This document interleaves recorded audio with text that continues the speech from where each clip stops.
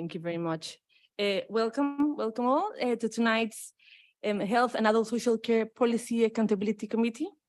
My name is Councillor Natalia Perez, Chair of the committee. Before we make a start, I want to remind us all of some housekeeping points, please. This meeting is being live streamed to the Council's YouTube channel. By participating, you're consenting to being recorded. Please can officers and guests introduce themselves when they first address the committee. Please also keep your microphones muted unless you are speaking. If the fire alarm sounds, I will adjourn the meeting. Please leave the meeting in an orderly fashion by the nearest exit, which is in the lift lobby and down the stairs. Officers will direct you to the assembly point in Shortlands Road. Let's move on then to agenda item number 1, apologies for absence. Have we got apologies, please, David? Apologies were received from Councillor Atwell, Lucia Boddington, and Victoria Brignall, Jim Brealey, Merrill will be joining from over. Okay, welcome to Victoria, Jim, and Merrill, who I can see they're joining us remotely. Good evening to you all. And I think we've also received apologies from Councillor Anne Rosenberg. Agenda item number 2, declarations of interest. Do members have any declarations of interest, please?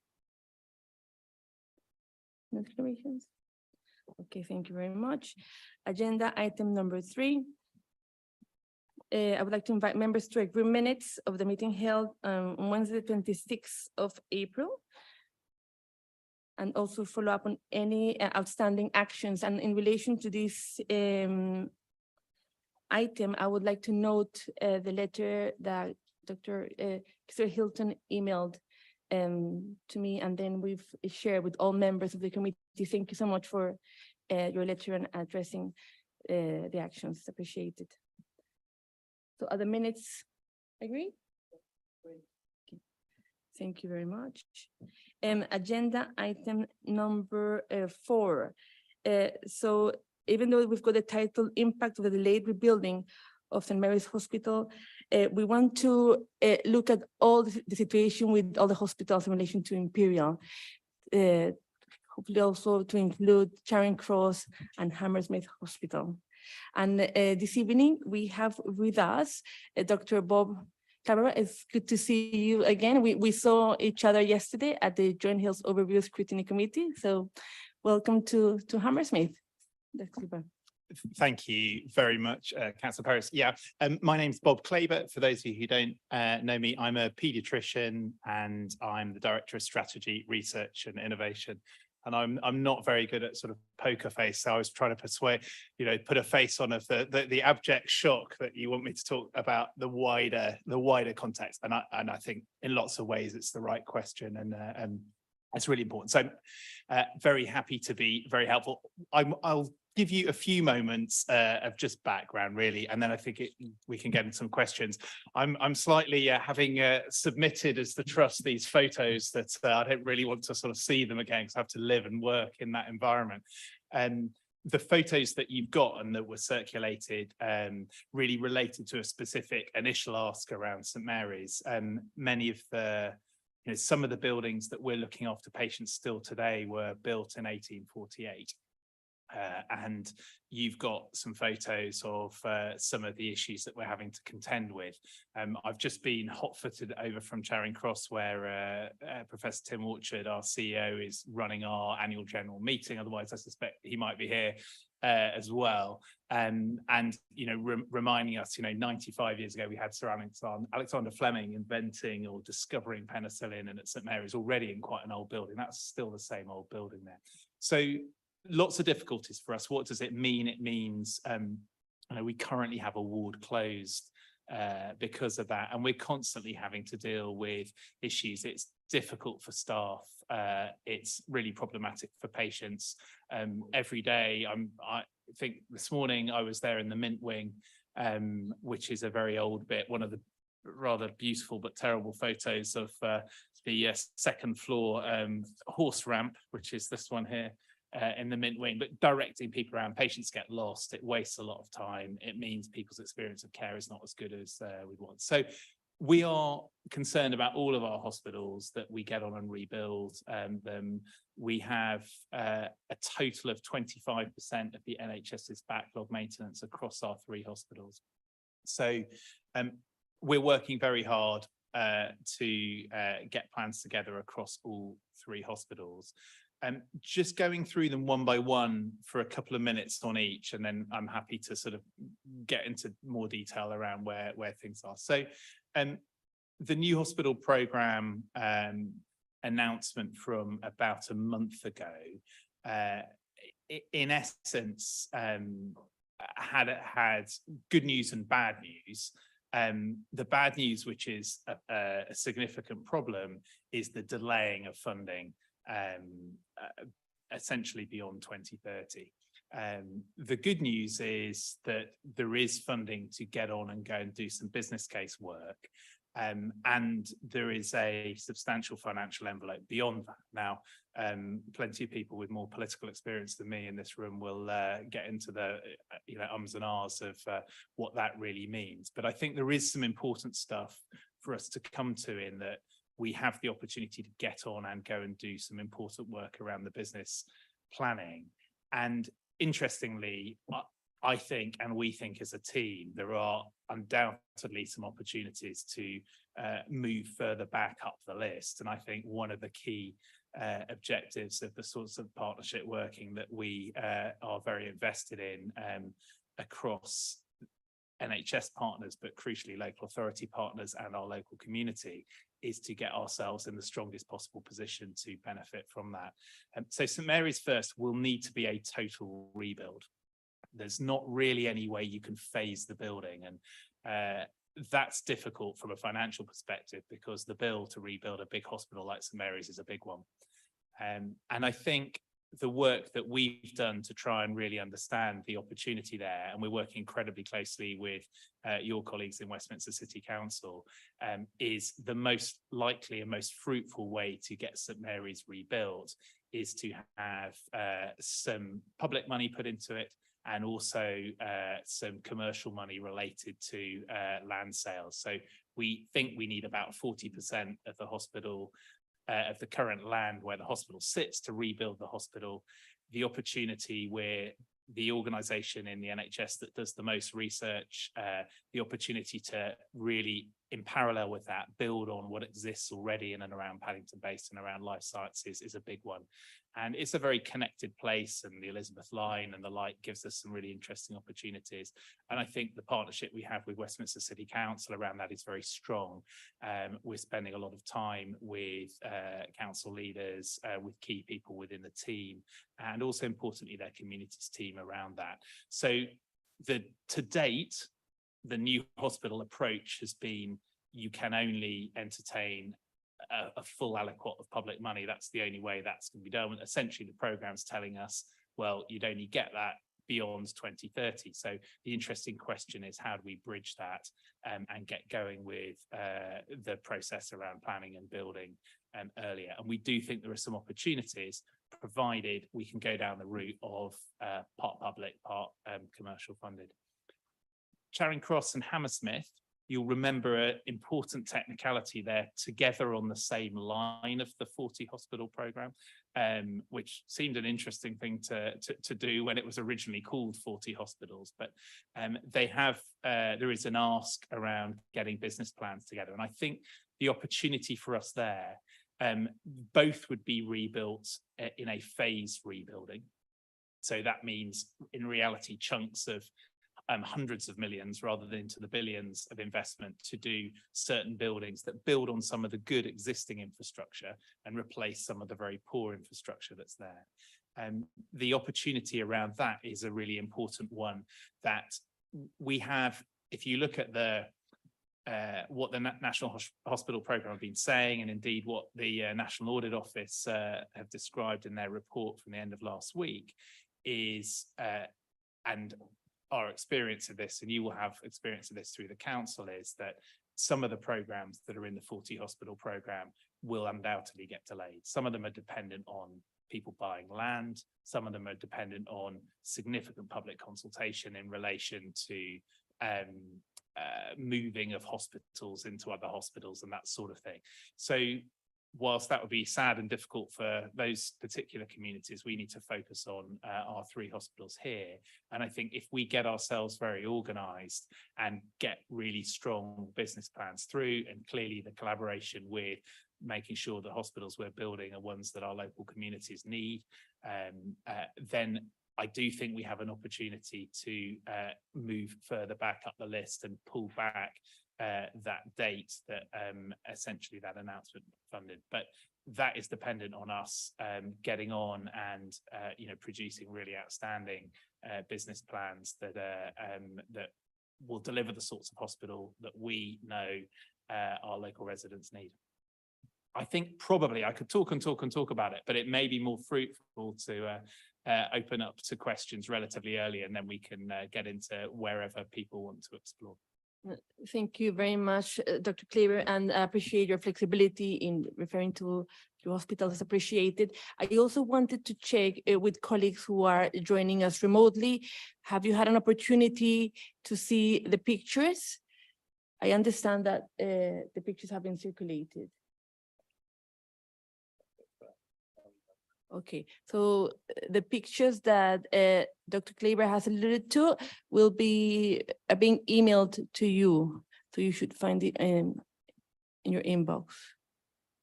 Okay, thank you very much. So who would like to start with a question? Please go ahead. Thank you. Dr. Kleber, can I ask you, when were you actually asked to provide what appears to be a bit of a briefing on Charing Cross as well? One was expecting St Mary's and the pictures look absolutely dire, I have to say. But can you ask me when you asked to actually elaborate a little bit further? In terms of this evening? Yes. So I was asked to, the briefing was around talking about St Mary's. Correct. Yep. And I was asked this evening whether I'd be happy to talk more widely. So that was tonight? Yeah. Could I ask who asked you, please? Amanda, I want to understand what's the purpose of the question. The Because purpose of the question is, it's a very, very important area. It's a very contentious area. So with a little bit of additional warning, one might have been more prepared with some questions that actually might be really helpful to a fruitful discussion. I know what you're saying, but I mean, this is a very important topic that we have been speaking about Correct. in the last few weeks. Yes. We also had an opportunity to speak to Dr. Kleber yesterday at the Joint Health Review Scrutiny Committee, and where Charing Cross also came up. Sure. I appreciate. Yeah, but I need to be honest, for those that weren't there, I think it's a reasonable question to ask, because actually there are some really important questions that need to be Yes, so asked this is about the how we opportunity. move forward. Absolutely, no. So please- it's please just go ahead with the who was it? questions. That's all it is. Okay. It's a reasonable question to ask. That was all. It's not, I'm not attacking you. It's just a general question. Please go. So would you like to ask another question? I would prefer to have an answer to that first, and then I'm happy to move on. So I was asked as I came up by Yep. the officers to be able Okay. to on that, and I'm happy to talk more widely. Sure. Now, given what we know about Charing Cross at the moment, it is to be delayed. There have been various discussions about what actually that means, what it looks like. From your obviously current information, if the groundwork starts in 2024, what would you see as a sort of completion time for what we believe at the moment is likely to happen? Because obviously I assume it's not going to be demolished. St Mary's, obviously, there's a discussion about that. So what's your best guesstimate? But I don't have any guesstimate on a time, because the work we need to do is this autumn put in a business plan together to come up with the best possible next steps and stages. So Charing Cross is not going to be demolished. So St Mary's is a full rebuild. Charing Cross is a phase, will need to be a phased rebuild. The plans that we've got to come up with need to think about how one best delivers that phasing relative to a number of different factors. So what are patient and community needs? What are the services and how they run best? And critically, what are the state of the different buildings around that? So the business plan will need to do that work. And I think that what we're getting pretty clear steer from is that if we do that work and do that work well in the autumn, or over the coming months, I mean, it's work that's underway at the moment, then the potential to have a significant funding envelope brought forward is there. And parking all of the politics of it all, when we are here looking after patients and doing our very best to deliver the highest, best possible care, and our staff working in really difficult circumstances, we're doing everything we can to try and bring that as forward as we possibly can. And I think the key, my key ask of everyone sat around here is that we do that in partnership, because that is our best chance of getting a really good business plan together. I don't think you find anybody here that would disagree on that. You mentioned about sort of engaging with the commercial enterprises, and especially if you're talking about St Mary's. That has always been a contentious issue, whether it's hospitals, whether it's schools. People have a view. I don't know whether it's always based on fact, but how are we going to deal with that so that if that is the case, that is sold as it's for the benefit of patients, staff, and the NHS in general? Because it's going to be a hard sell, I'd have thought, possibly. Yeah. It's a really good question. And, I've been a citizen of this country and a lifelong worker in the NHS. And, you go back to PFI and the intentions in and around that. And again, let's not, we can get into all sorts of debate about the pros and cons. The pros, it got lots of stuff built. There were some significant financial long-term issues around it. And I think politically, people of parties of all colours and shapes and sizes are anxious about that. And I think the real key here is if you start with our communities and our population need, and you work from that principle, I think we're much more likely to get to the right answer in and around this. The other issue is, again, and this is a doctor speaking, not a real estate expert, is it's clear from where I sit that there are ways to do it which could create some competition in an open way that would give you or me as a taxpayer and everyone in this room as a taxpayer best confidence that we were getting value for money. So I think the value for money piece is a really important piece in and around that. However, things that kick this constantly into the long grass will create harm for patients, will create further inequalities, and in the end, as we find out with these things time and time again, will cost more money. So it's a complex old balance around it, but I think your question is a key and good one.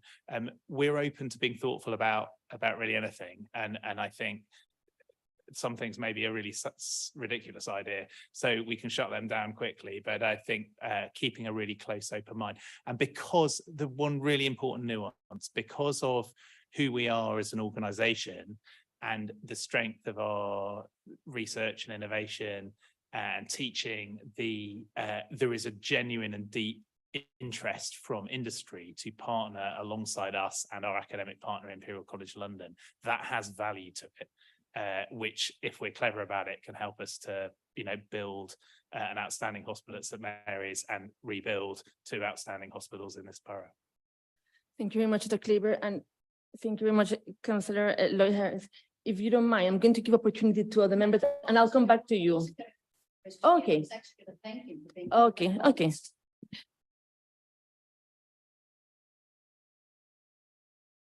Thank you. Okay, I can see Jim with his hand raised. Jim, would you like to go ahead, please? Yes.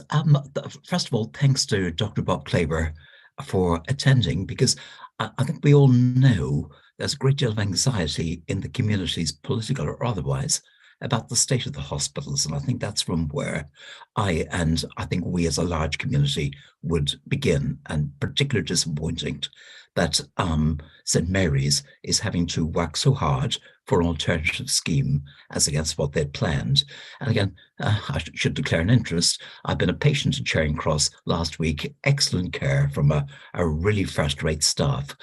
As I understand it, the Imperial Estate, it's an interactive organism, if I can put it like that.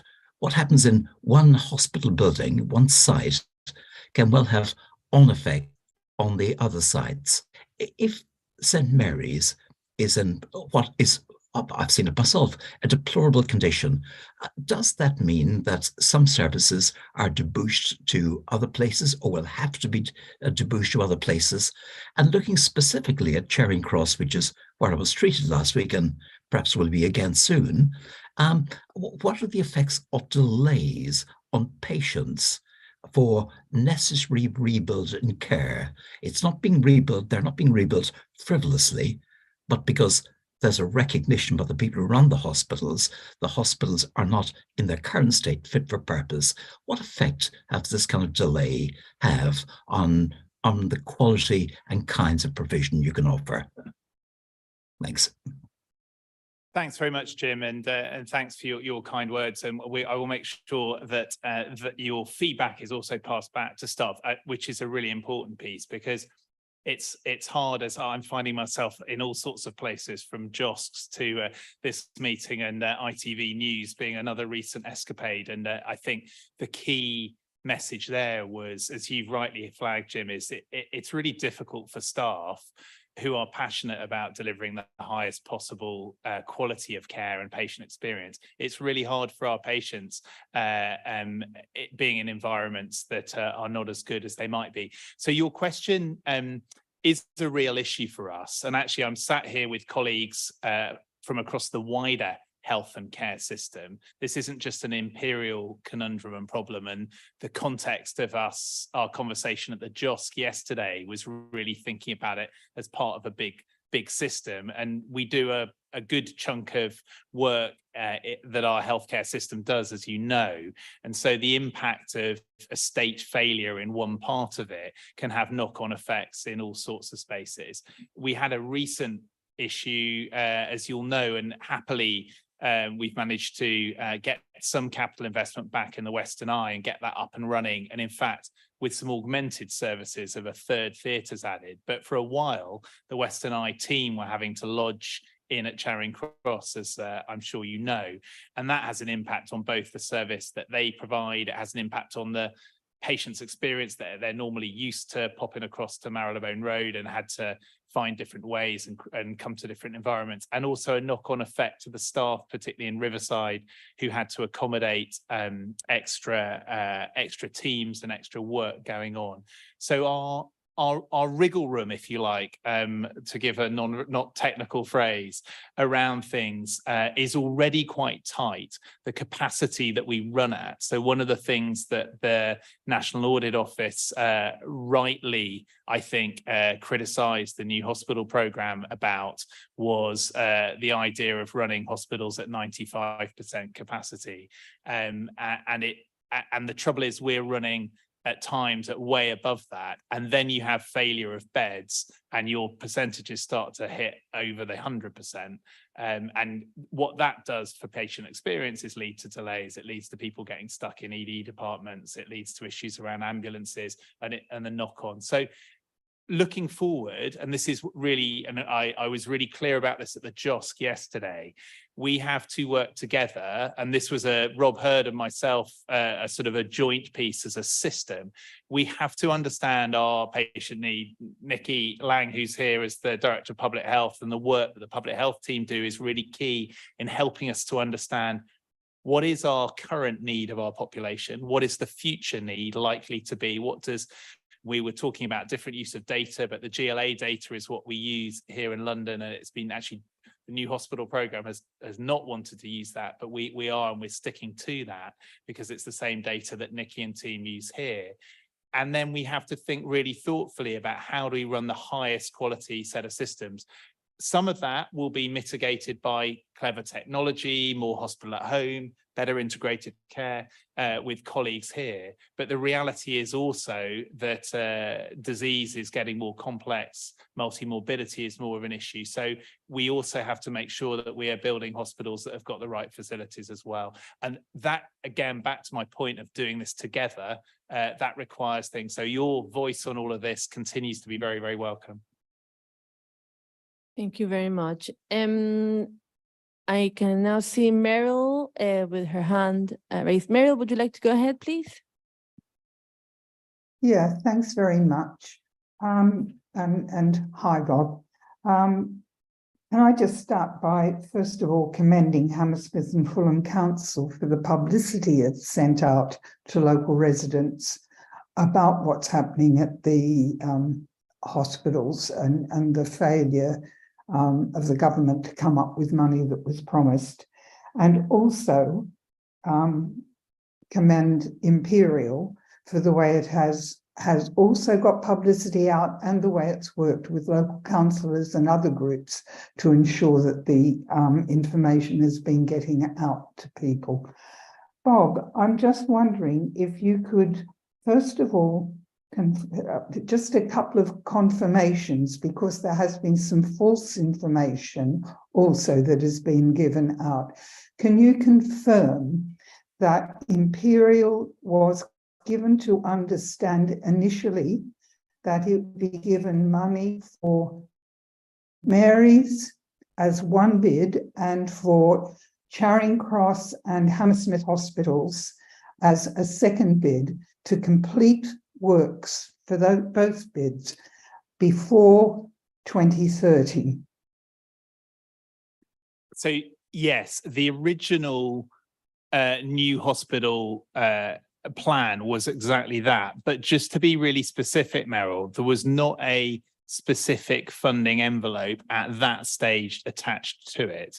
So the first specific talk of money, other than initial enabling works, which have supported the team, so relatively small amounts of money, although for all of us sat here still in the millions to do sort of planning-based work. So there was no specific money attached to that, but as you've, in exactly the words you've described, that was our acceptance on the hospital programme was exactly as you've described.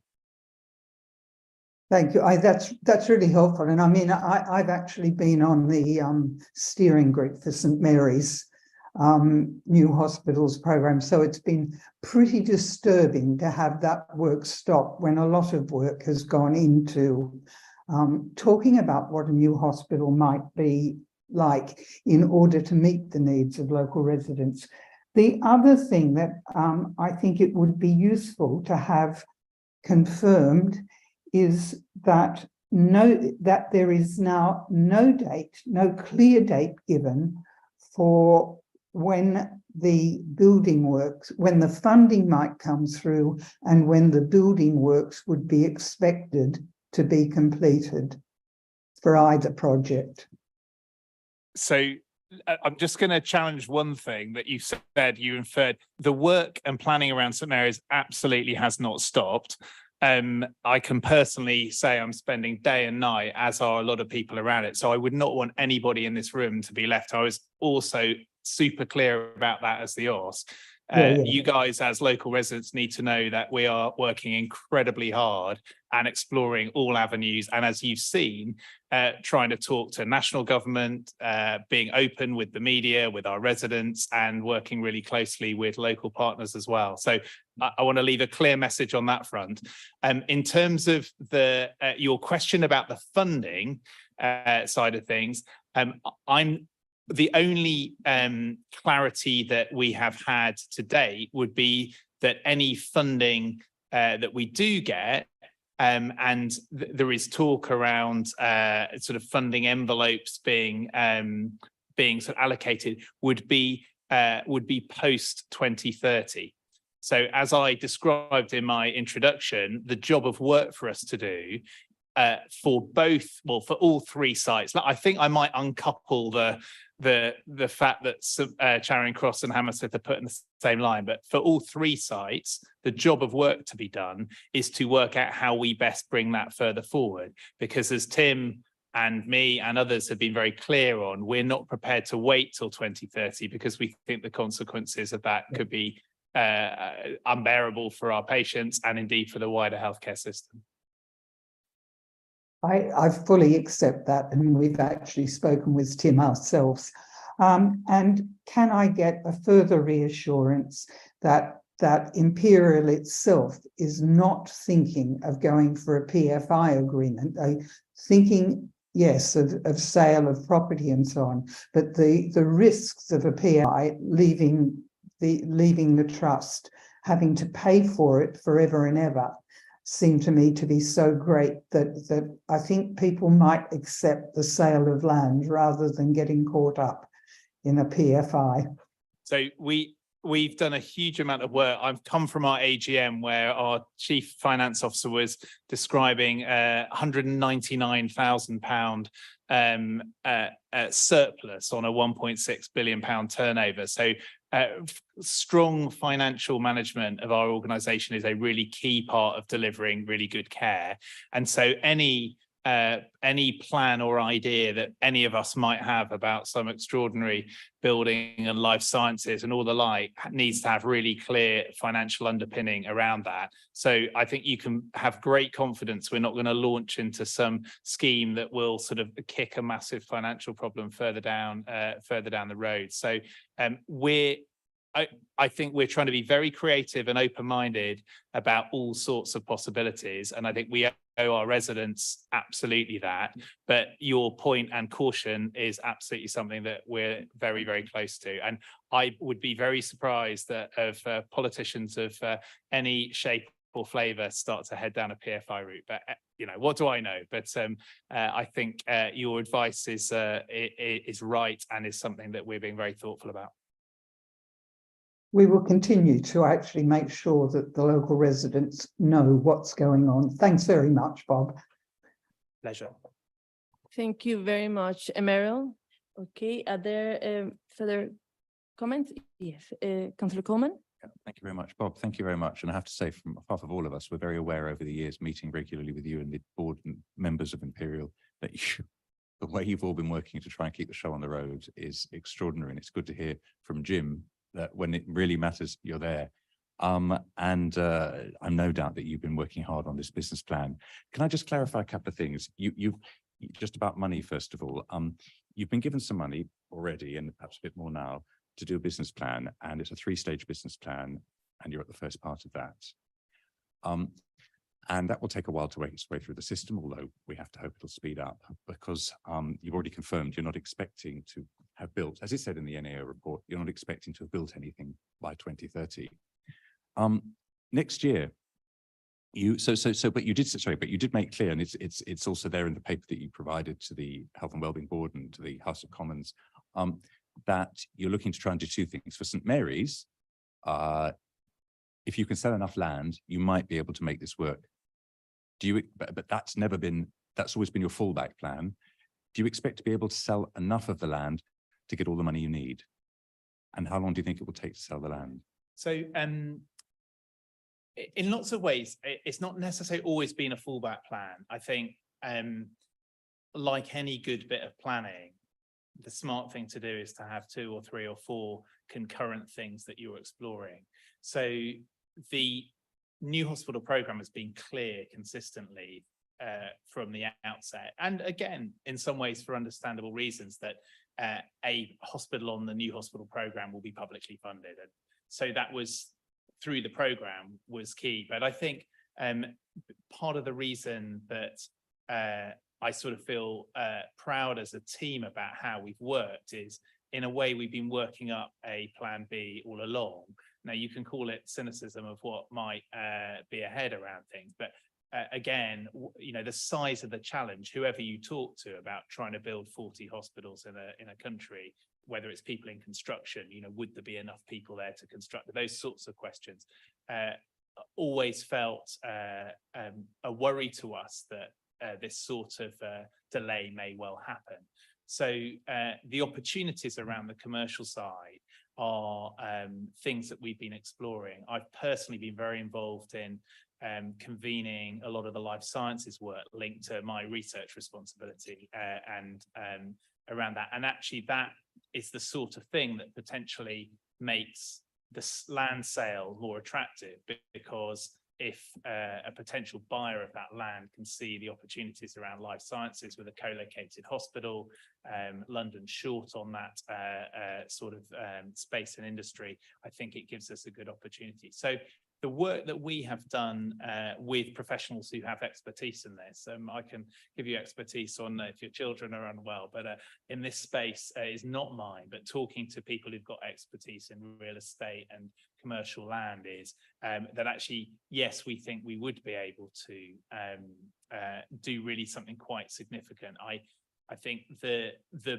broad brush figure of we're likely to need about 40% of our land to rebuild a hospital, which would leave about 60% for something else, is a good figure. Now, clearly, that depends on how high you can build on density and that sort of thing. So the relationship in with Westminster City Council around planning, and that is a really critical one. And I think that, you know, I'd very happily and publicly here say I think the relationship in with the council's been excellent and productive and helpful. That is so critical, and it applies here too, because if we are going to bring these things forward, our best chance is to come up with a plan that is driven by the needs of our residents, that we think is a great plan, that you and the council think is a great plan, and my colleagues here are in the system. Absolutely. And that's the key bit. So we have to hope it works. We have to hope you can raise the, I don't know, what it is, 2 billion, 4 billion that you need. I'm not going to ask you to say the figure, because by the Secretary of State blurting all this out, it's made your position negotiating the market a bit more difficult. I appreciate that. But I hope you have to raise it. And there are a lot of uncertainty there about planning and about other issues, but I wish you joy in overcoming them. But it's not secure, is it? There's not I can't sit here and say, yeah, we've got a plan, it's a done deal, it's gonna happen. But what I can say is, I think the answer I gave to Meryl earlier is that we are continuing to work really hard on it. And importantly, I think building on, this is not a starting from scratch on whatever the date was in June that we heard the latest at all. It absolutely builds on things. And that's the first thing. And I think when you look at the opportunity in the cold light of day, it's actually potentially quite a good one. The interesting question is, can one, where a government enabled to try and see and spot that opportunity in the context of our, country's wider economy? No, it's we have to hope that happens. And with Charing Cross, I very much appreciate as well the way you explained what your current strategy is. And again, wish you the very best of luck with it. As far as I can work it out, is your hope, because you're very good at business planning and you've been at it for a long time, and I don't think anybody in this room, by the way, doubted it. Thank you for setting that out. You're hoping to be able to, I can't find the right word, sneak in before others if they take a bit longer. So although they are formally, there are people in the 40 hospital to be done by 2030 program, and you're in the hospital, you're in the 7 who aren't going to be done formally by 2030. If you can get the business plans together quicker than them, you might be able to sneak in and do a bit of refurbishment here and a bit of refurbishment there. Yeah, and I think so that's a good. I quite like straightforward lay talk, and I think that's it. And I'd say the same. I mean, when you say a bit of refurbishment, we're talking, the sorts of, and again, pediatrician, not developer, and Matt Tully, our fantastic director of redevelopment, would be more eloquent than me on it. But the opportunity to do a full refurbishment of a big building, you're talking in the small number of hundreds of millions to be able to. So how Charing Cross and Hammersmith are likely to emerge is, we've got some really good buildings in them, and you'll know some of them, and we've got some absolute rubbish that is in a real difficult state. It's taking those bits that are really not working and not fit for purpose, and knocking them down and rebuilding. Now that has the complexity, because we've got to run a hospital while we're doing it. Yeah. And back to Jim's point earlier, there's not much capacity in the system on it. But exactly right. If we put the right plans together, I think, again, history tells you, in the years I've been a citizen of this country, projects get delayed and things happen. If we can have a really strong, coherent plan, and really clear backing of our residents, of the council, of the wider system, we think there is a good chance that we're able, because when you look at some of the other bits across the country, they feel like a bit of a long shot, and people across the country will be having these discussions in rooms. Absolutely. So it's you know, it's So, absolutely. system working is really Yeah, critical. it's to this. essential. So it's if you do this and if as opposed to yes, you're getting the money. And let's hope the if and if come off. But it's not very secure, is it? It's as the money becomes We've available. got the money. Well, we're getting money to do a proper piece of business Yeah, planning. yeah. And the next phase around that. And I think that is key. Absolutely. I'd love to go, yeah, I've got a suitcase out here and we've got all the money to get on and rebuild. We don't have that. We've got to utilize that now to argue the case really, really eloquently. And if others are as really good, I mean, I think, you know, because we all think obviously here that you're the best hospital trust in the country. We have every confidence with you bouncing ahead of all those other 40 who actually are in the done by 2030 part of the program. But if you're not able to bounce ahead of them because they suddenly go out and employ the best people in the world and they speed up their applications, they get them in, you're not going to be able to do this piecemeal refurbishment. You're just going to have to wait, aren't you? Yeah, so we need to Is that the case? Well, we have to wait and see, aren't we? I'm good at lots of things. Predicting the future is not one of them. We've got to put the best possible plans together. Yeah. What we've learned from St Mary's is that some flexibility around that is. Yeah. I don't think I know and understand quite a lot of some of the early thinking. There are a number of different ways you could, both Hammersmith and Charing Cross, you know, which bit do you do first? There's clearly some new bits you'd leave alone. But we need to put that plan together and then make that case. Now, let's say there is no opportunity there with central funding, and the only way that that's going to go and do well, who knows where government will be in a year and a half's time.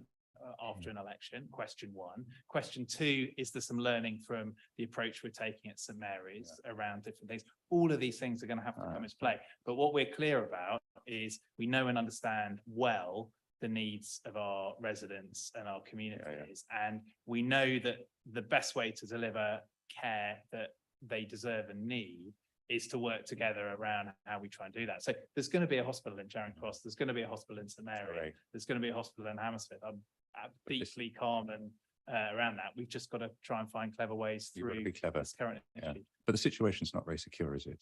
I mean, the situation continues to not be secure. All of my lifetime, it's not. I mean, I was a registrar at St Mary's in 2006 when Paddington Basin was being talked about around stuff. So collectively, we, in the broadest sense, have done a pretty rubbish job of letting this just kick down the road and kick down the road, kick down the road.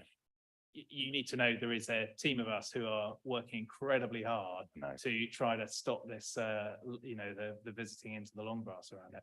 Could I just come back to one thing that you said about St Mary's, which Meryl raised with you, if you don't mind, which is the implication on Charing Cross. For Charing Cross, if St Mary's doesn't work out, and Michelle Dixon came to our, another director of the Imperial, came to our Health and Wellbeing Board very recently, and she said, you know, she talked about the ward that's already mothballed, and she's saying you get to a point that if it becomes too much, you're going to have to look. Then I've got a quote here: "We're going to have to look at what services can be on this site." And she said, "And you know, we're not going to stop providing services, but it will be an issue of can they be here, or can they be, or do they have to be moved to a different site?" And where are you thinking of as part of your planning?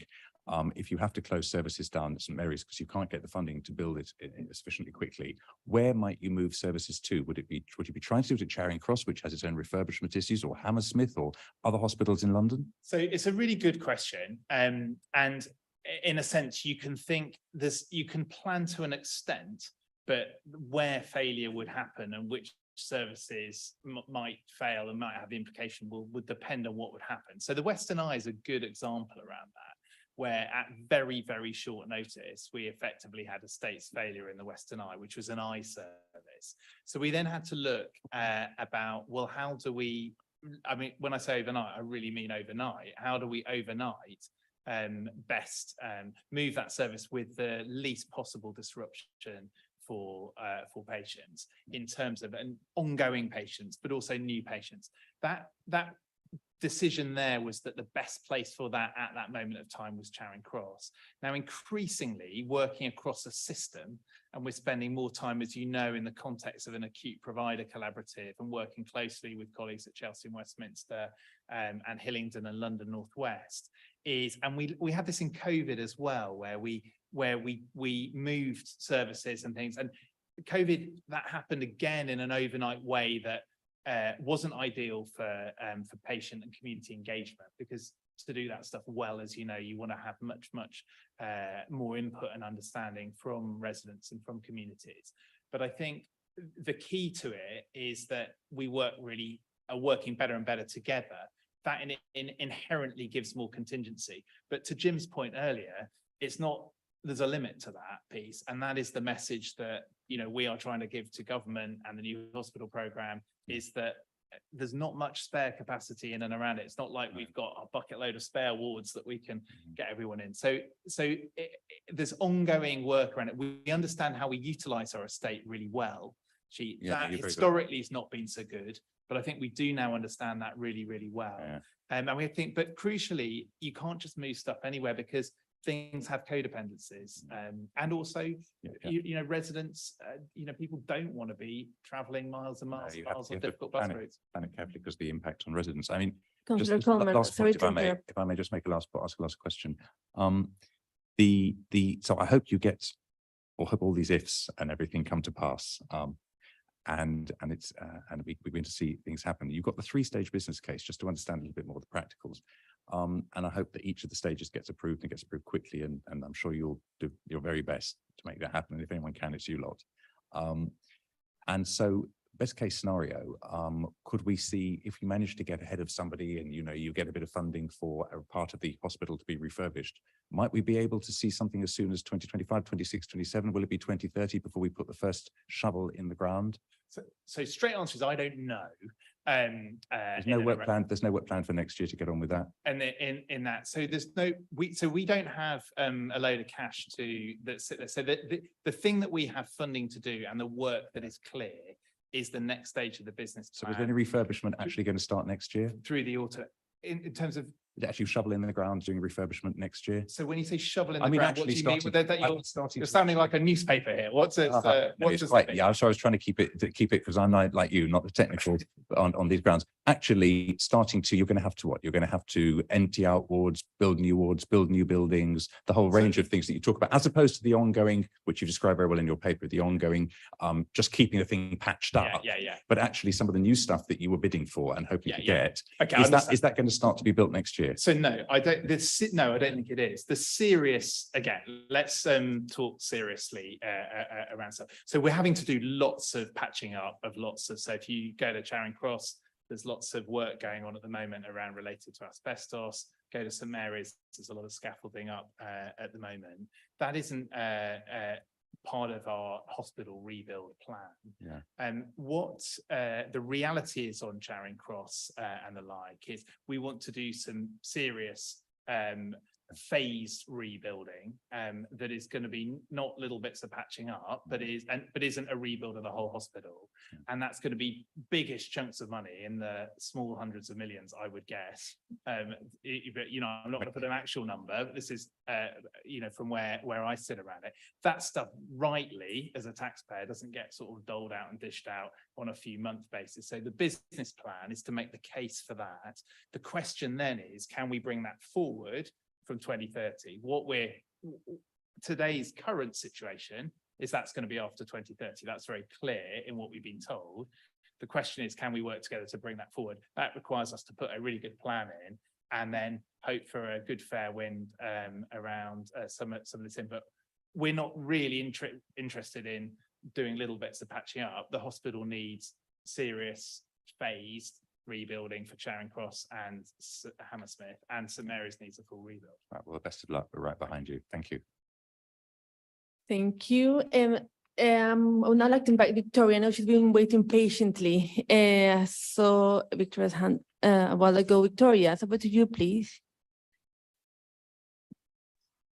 Yeah, Elliot, thank you for your presentation and for your answers so far. I've got a suggestion to make. It's something you've probably thought of already, but I'm going to mention it anyway. There are some incredibly rich people in the world, multi-billionaires for whom the sums are talking about, like spare change. Have you thought of approaching any of these very rich people, rich philanthropists around and asking them if they could help? Because obviously, in an ideal world, money would come from the government, it's the NHS after all, but we don't live in an ideal world. I mean, have you thought of approaching some philanthropists and see if they could help? Obviously, the situation is desperate. If the buildings are falling down, could they help at all? Victoria, thanks so much for your question. The microphone was cutting in and out a bit. I think if I heard it right, I heard the word philanthropist. Is that? Yeah. And I was saying that there's very rich people in the world. Yeah. Multi-billionaires. Yeah. Some are talking about spare change. Is it worth approaching some and seeing if they could help? Because obviously the situation is desperate. The buildings are dilapidated. It's crazy that your staff have to work in that environment. Is it worth putting some feelers out? Yeah, thank you very much for your question and suggestion. The truth of it is, and again, I promised in my previous answers to a number of the councillors around here that we're sort of open-minded and game to trying anything. So that's absolutely something that we're exploring and pursuing. Interestingly, the most likely route through around that relates to research. And if you look across the world where philanthropists are interested in funding, it's often around the sort of research and discovery side. Now, a key part of a new St Mary's, a new Charing Cross, a new Hammersmith will be to have space and buildings for our clinical research that we do in partnership with Imperial College London. So I think your inherent in your question is a superb idea and is something that we are very actively pursuing. If anybody in this room or you yourself know any multi-billionaires and they want to come and spend some time with me, I'm very happy to give them a tour anytime.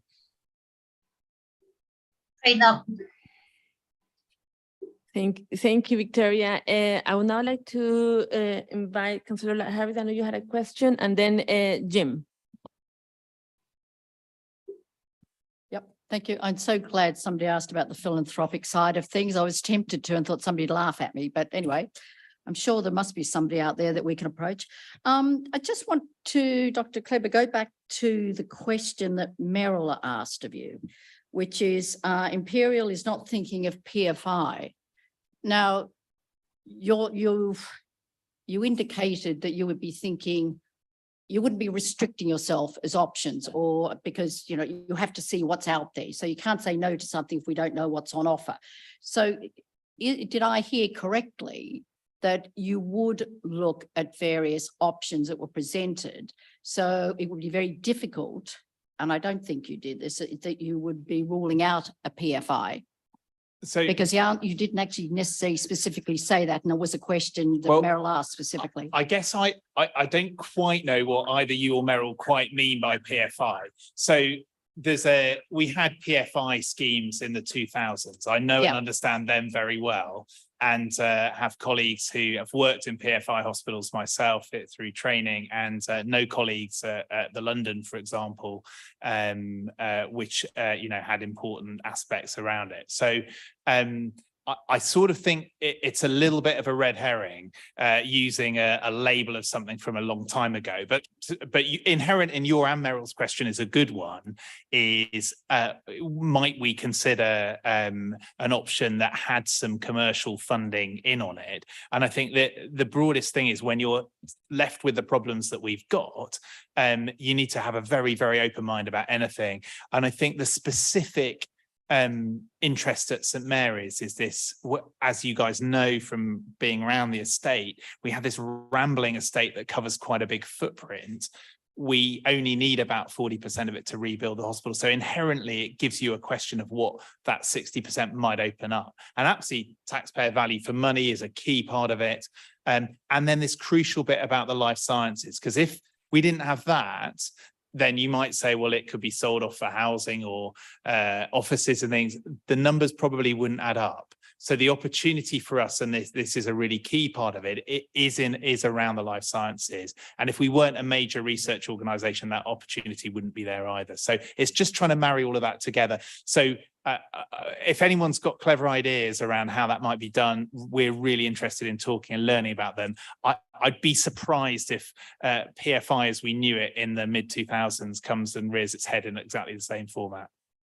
I'm sure it probably wouldn't be, but I just wanted to know that you were, which I took from what you said, was that you are open to various suggestions, and obviously there'll be business plans produced, Yeah. which is all anybody would expect. Open and open-minded. Yeah, no, that's absolutely wonderful to hear. Thank you. Thank you very much. Now, colleagues, I'm keen to bring this agenda item to a close because I'm aware that we have 2 other agenda items to cover, but I know Jim has got his hand up. So I'm going to invite Jim, but what's your question, Jim, please? Thanks, Chair. Bob, there's been a great deal of use of the conditional tense tonight for rather obvious reasons by everybody asking questions or answering questions. I'm not a patient, I'm not a doctor, but I'm a patient.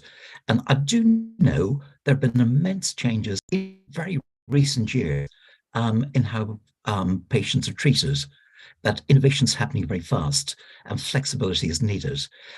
Because of the damaged nature of the severely damaged nature of St. Mary's and the inflexibility of much of both Hammersmith and Charing Cross as they stand, are there areas of innovation which will have to be postponed because the buildings in practice don't lend themselves to bringing in ways of treating patients, which a new kind of building would allow you to roll out very quickly? What a good question. Thanks, Jim. I think you can argue that one both ways. And the truth is it's probably a bit of both. The state of the estate you could argue, and I can think of examples, driven innovation in a way that we've just had to think really, really hard about how we've done things that perhaps if we'd been in a nice 1990s newish accommodation, we might not have needed to and therefore might not have done. So I think there's definitely, I can think of examples around that. It's driven, I think, a quite bold approach to thinking about hospital at home, to thinking about virtual wards, thinking in my specialty around a much more integrated approach. And I can think of some technological things. I guess an example would be research as well. So, an aspiration for the new St. Mary's is that you would be able to conduct research at every bedside, and so that every single patient who comes in would have the opportunity to partake in research. That's an aspiration of ours at the moment, but in reality is not practically doable, partly because of space and estate and partly because of workforce. But I think certainly when we look to a new St. Mary's, that's really high up the list. So I think it's probably a bit swings and roundabouts on it, but certainly as we're having to spend more and more time focused on dealing with estate's failure, you then have less time to be able to really think in a forward-looking and innovative way. And as an organization that's really passionate about that, it's frustrating to, as I said on the news, it's frustrating to be spending time, a huge amount of time, effort and energy doing things, trying to, mop up rain coming through ceilings and care for patients safely when we could be utilizing our time, energy and effort in the space of innovation that you describe. Jim, your microphone's off.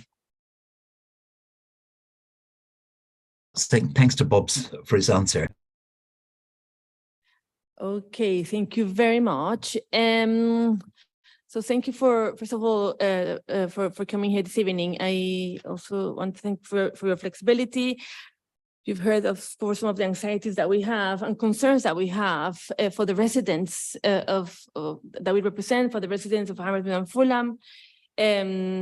We definitely share your concern about the importance of thinking of the patients, of the needs of our residents, of the needs of the communities that we're here to advocate for. So we appreciate as well the update, and also note as well some of the uncertainties that are going forward, and also the importance of partnership working, which you alluded to yesterday at the JOSC, and you alluded to this evening, and the importance of working together and with public health and the local authorities. Councillor Coleman? It just put out a piece of information which may be encouraging. We had the Integrated Care Board yesterday, and the whole issue of the delayed after 2030 of the rebuilding refurbishment came up, and the chair of the Integrated Care Board, Rob Hurd, was asked if the ICB might do a piece of work looking at the implications for patients of the current situation, and he said yes he would, and he'd work with Imperial on that. So I don't think that's come down the line to you yet, but it's something we can look forward to, and the ICB will look at that, because I think it's all about, as you said, it's all about the patients. It's all about what this means if things are delayed, and we have to look at understand that, I think, in a bit more detail. Thanks, Ben, and thanks, Natalia, for your kind words. I think that I hadn't heard the specifics of that, but actually, and Rob and I did a joint presentation at the JOSC yesterday, and I think again the theme about us working together around it. So both been through the lens of contingency, but actually also about making the right arguments around, and building the right size hospital with the right services in the right places and things is complex stuff, and there is downward pressure on that as per the National Audit Office report because of the costs involved.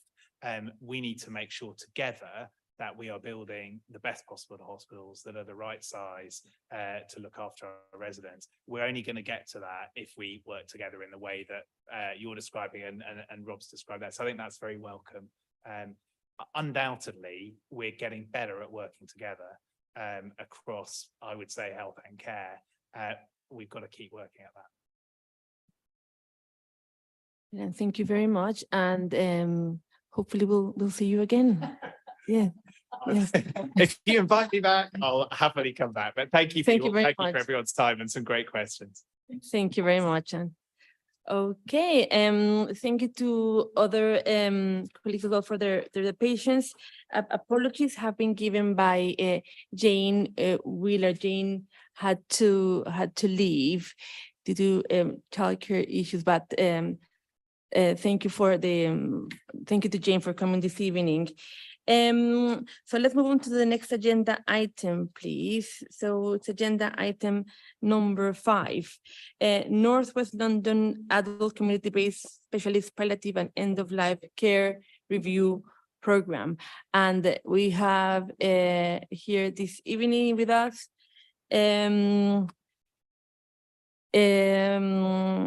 Dr. Lindsay Williams. Hello, Dr. Williams. We also have with us Sir Ian Jones. Good evening. We also have Melissa. I'm part of the team. Okay. And Sue, and thank you very much all for joining us this evening. So over to you, please. So I understand that you're going to be giving us an update on the progress made by the program team, and you also want our feedback and thoughts on what the work that has been done to date and future as well plans. So thank you, Chair. So Dr. Lindsay Williams, GP in Brent, but I'm the North West London lead for end-of-life care and for care homes. Apologies from Jane Wheeler, who's our Assistant Director of Local Care for the North West London ICS, due to childcare issues. But thank you for having us back again. And I know that we were here in January, and it actually only feels like yesterday that I was here in a big woolly coat and it was raining outside. But we have made a lot of good progress as part of our programme of work. And it's been an absolute pleasure to be part of this. And behind me, I've got a great programme team. I also have, we have a member of the public that was part of our model of care working group that's joined us this evening as well, who I feel like we've now got a personal and professional relationship with. I feel like what we've given you gives you a good summary of where we're at. And really what we're keen for is to seek your opinion on it. I'm not going to summarize it further. And I feel like we've given a lot of blurbs here and there at all the different meetings. So I think really it would be nice just to see what everyone thinks of what we've brought today, really, and we'll take questions. Thank you very much, Dr. Williams. Councillor Harris. Thank you very much. Thank you for this document. I have to say, it looks a totally different beast than the one we saw in January. So bizarrely, I know it's probably a bit of a surprise, but I'd actually like to say congratulations on it, because what seems very blindingly obvious to us here is obviously not when you try to implement services and improve communication with people. But I think this is so much better. It tackles the thorny issues that we raised. And I just think it just says if we can implement this, it will be very, very impressive work. So well done on that. Glad that the service is being extended so that, because as we know, with this sort of area, illness and things related to this do not happen between 9 and 5. It's difficult enough when somebody is dying, but you need to be able to contact someone. And I think this is well put together. So thank you very much. Thank you. And I completely agree. You know, we know 2/3 of the week are out of hours, actually. And so we recognise that. And we also recognise the importance of such an important life event, not just for the person experiencing end of life, it's actually for those left behind and a lasting legacy.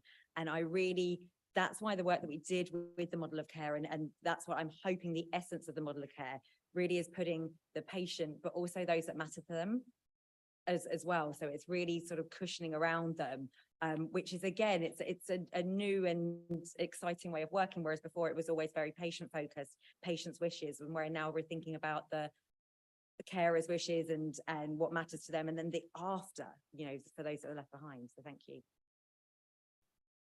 Thank you very much. And over to you. Yeah, thank you very much. I think this is a fantastic report. But I'd just like to add that I was on a panel at Trinity Hospice a few weeks ago, and they were looking at the implications for people end of life from the LGBT community. And they wanted to ensure that there was proper provision and respect shown, not just the LGBT, but all other cultural things. And, it was a pleasure to go there and to hear what people were saying from that community.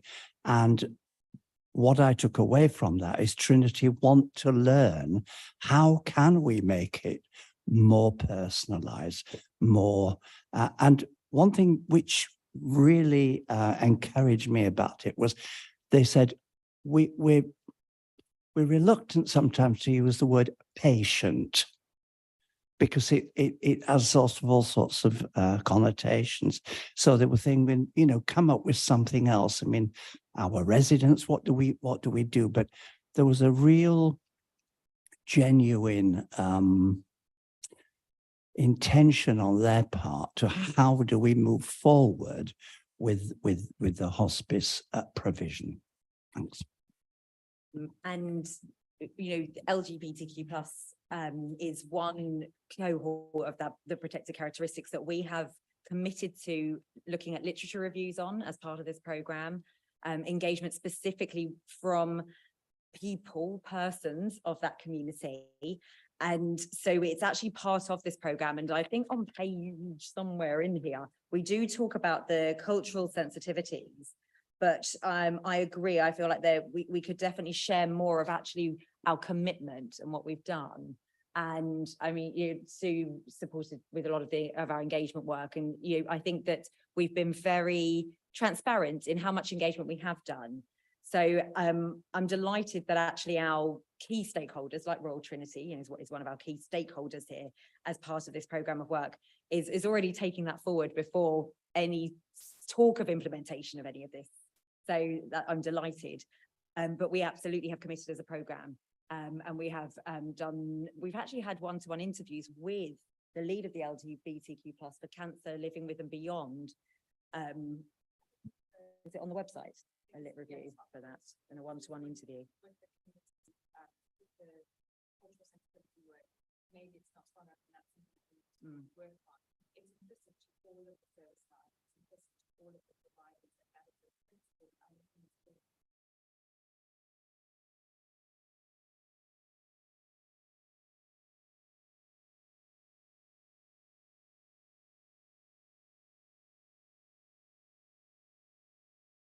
So thank you for that. And I think that there is something that we could include. I mean, we've got that greater cultural sensitivity to acknowledge and address cultural differences, but I think there's more that we could do there. So thank you. Thank you very much. In relation to this point, yes, on page 11, yes, it says the proposed model of care aims to offer more personalized and culturally sensitive care to address the diverse needs of the entire individual London population. So would you be happy to give me an example of what the ideal model of care would be, just to bring it to life, please? So Thank you. when we talk about this model, it's about a care continuum of a patient's care needs. So it's an entire process, and they'll tap in and out of each element of the model as and when they need it. But the idea is from the moment that either they themselves identify or self-refer in, or another health professional or social care professional pops them into the recommendation of being part of the model and experiencing any element of the model, they will have a holistic assessment. And as part of that holistic assessment, that's when we're asking of, as to what this model of care is, that anyone that's going to be delivering a holistic assessment would ensure a cultural sensitivity as part of their spiritual belief, as part of who they identify as we know that there's a lot of consideration at the moment, particularly for individuals that may not identify with a certain sex and how they want to be cared for and who they want to be cared for by. And so it's, as Michelle said, it's part of an underlying principle. And the fact that it's being asked makes me think that we need to be a bit clearer on that commitment.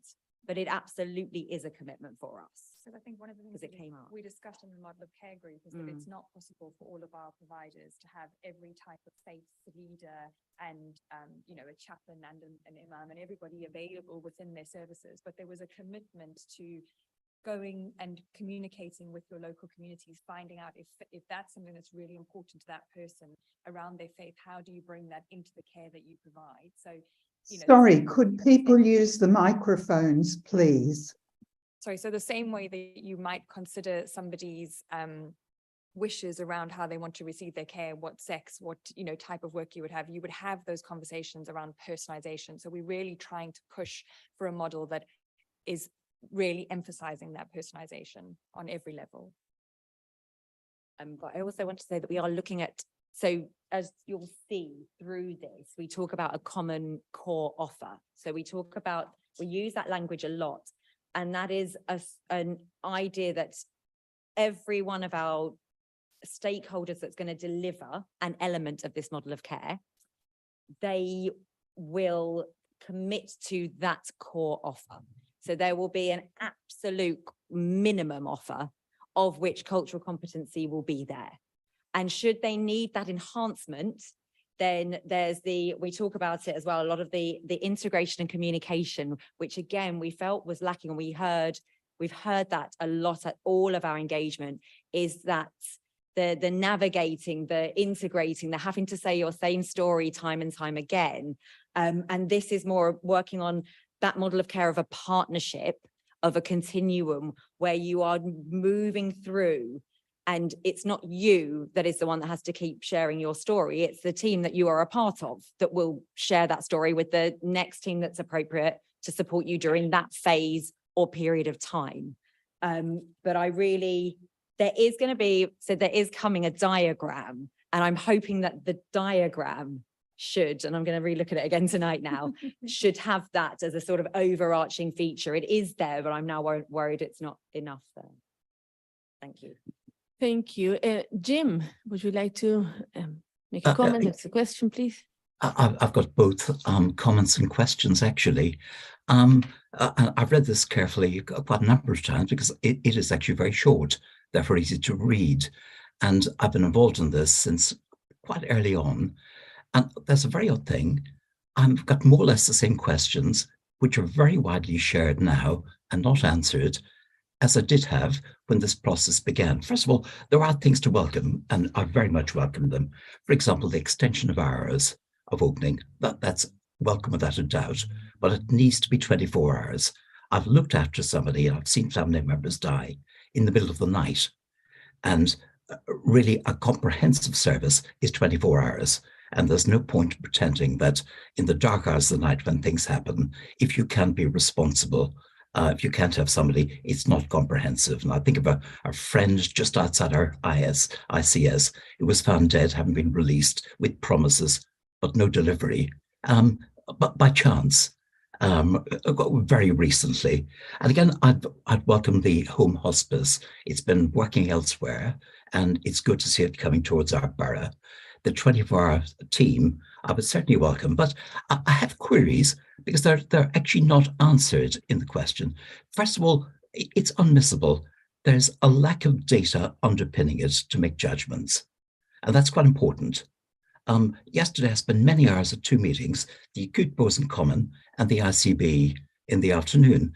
The acute boards in common were actually quite interesting because Chel West, North Big Park, that's London Northwest, and Hillingdon all had things to say about what they were doing about palliative care, but they could actually be very specific about it. Now, this comes up with one of my real skepticisms, and it's shared in the community. There are very nice sentiments here, but they're very general. It's, to quote somebody at the ICB yesterday, an NHS official, it's full of mother and apple pie, is the way she put it, beginning a discussion. But without the data, it's very hard to judge what will work, what's a promise, what might happen. It's back to Bob Claiborne and 40 hospitals, good intentions, but you haven't actually given the data to go. Let me give an example, and I think this is quite important.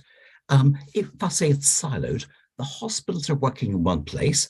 This team, which I find it hard to identify, are working in a second contiguous space.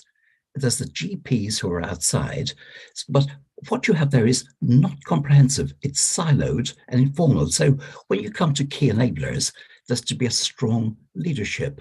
But unless you can actually institutionalize and organize a recognized leadership, then it goes back to chance. Who knows whom when something happens for a patient? And that needs to be built in for the public if we're to have confidence that in practice, timely, coordinated, coherent a provision will be laid out for us. And it's not there. There's simply a statement there will be strong governments. That's a statement, but it's not sufficiently organized.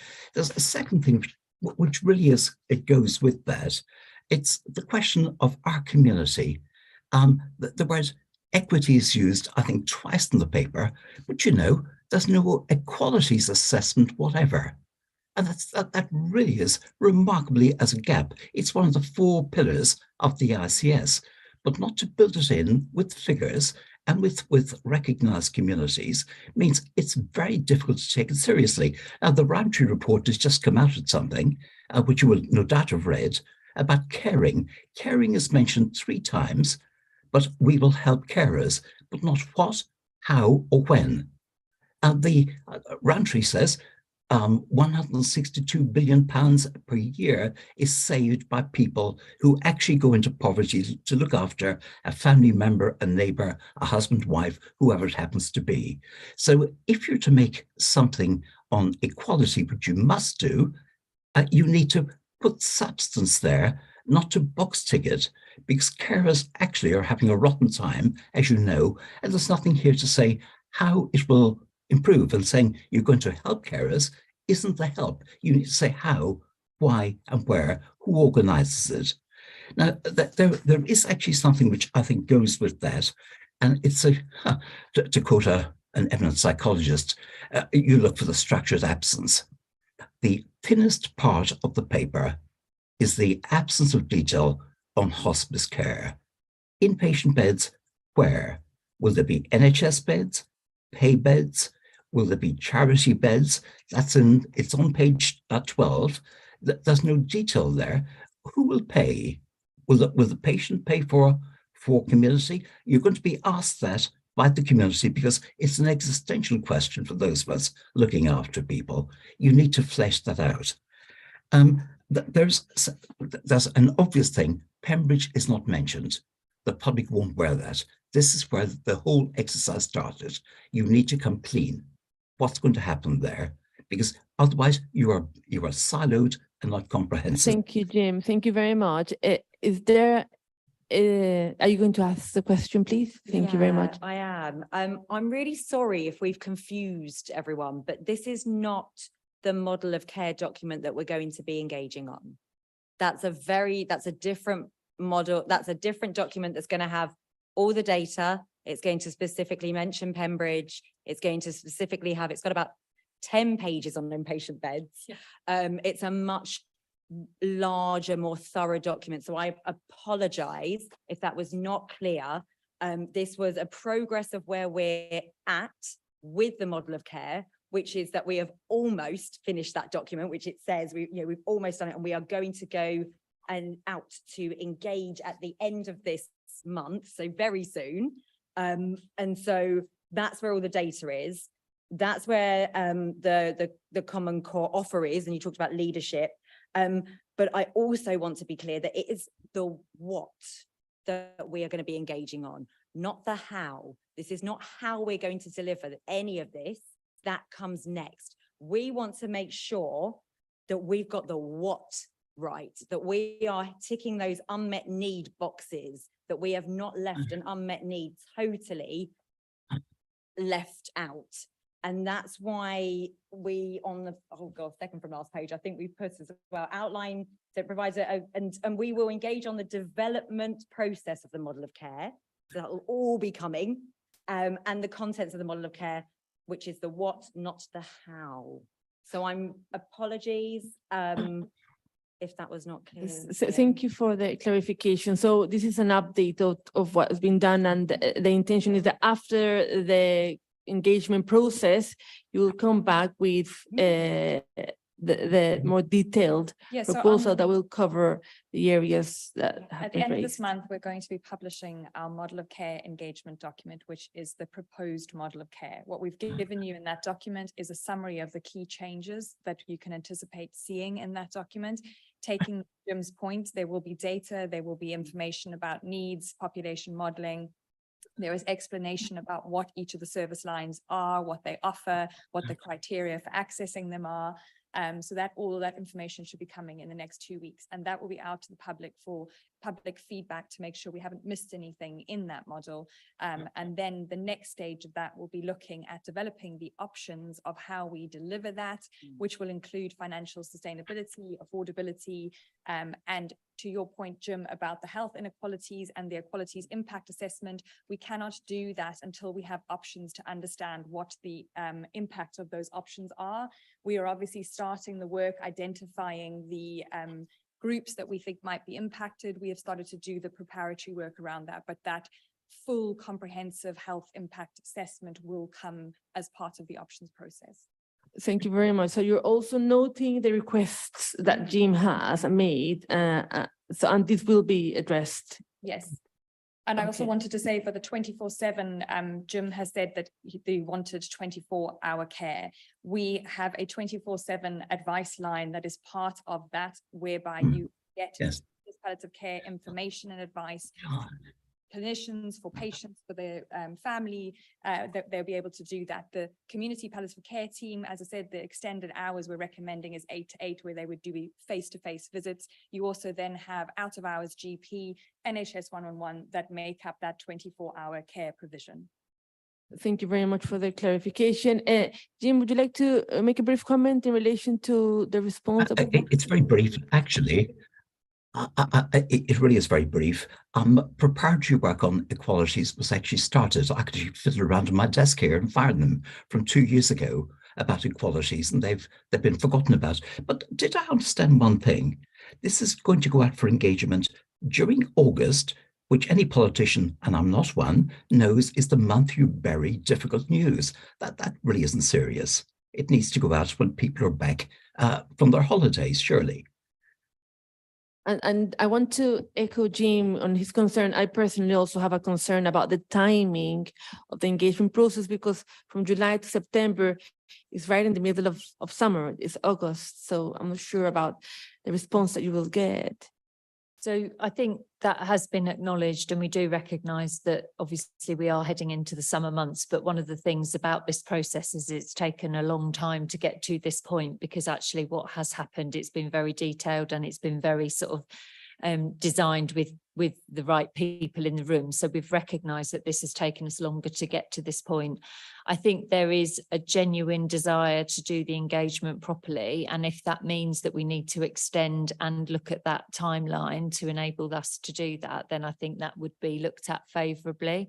But I think, you know, we do need to get the information out because people want to see it. And I think because people have been waiting for it, then I think we would be able to get that out towards the, you know, the end of July. And then we would then look at from a response rate, but how long that engagement sort of takes us.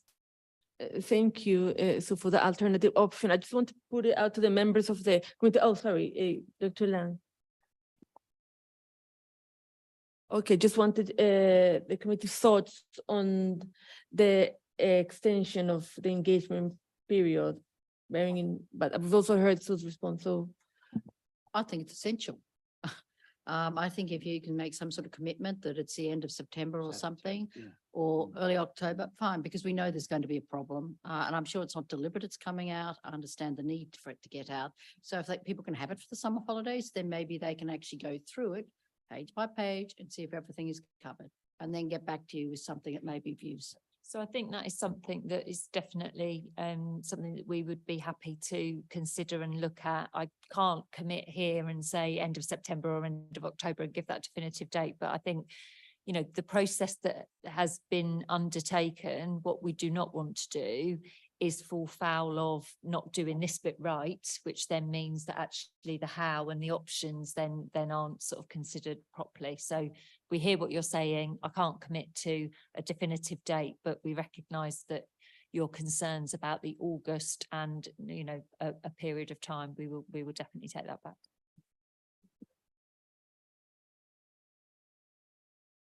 I just have a quick point to echo what Jim said. Other hospices that serve London have a 24-hour support line. So I would urge, so I think it said 8 till 8 for the online. And then you said GP or 111 for the rest? No, so apologies if I wasn't clear about that. So we have in the summary, it says we have a 24/7 advice line that is specialist palliative care that is provided by all of our hospices and providers currently, and that we intend for that to continue and actually to be extended to not only known patients, but unknown patients as well. The visiting element is 8 to 8, and that is through the community palliative care team. Just suggest change the wording, because the wording suggests that it's for patients unknown to the community palliative care who would get the 24-hour line. So it's just a semantics, but it's the way that it's written appears that way. That's helpful. That's really helpful. Thank It's you. interesting when you look at something for so long, you miss something, and I'm looking at that going, yeah, that doesn't. I think there's an overarching bit that says for the first time it will be unknown as well, and I think that bit gets missed when you just look at the context. So we'll definitely take that on board and make sure it's robust. Thank you very much. I will invite Meryl. I know you've been patiently waiting, and then I'll invite Linda Jackson.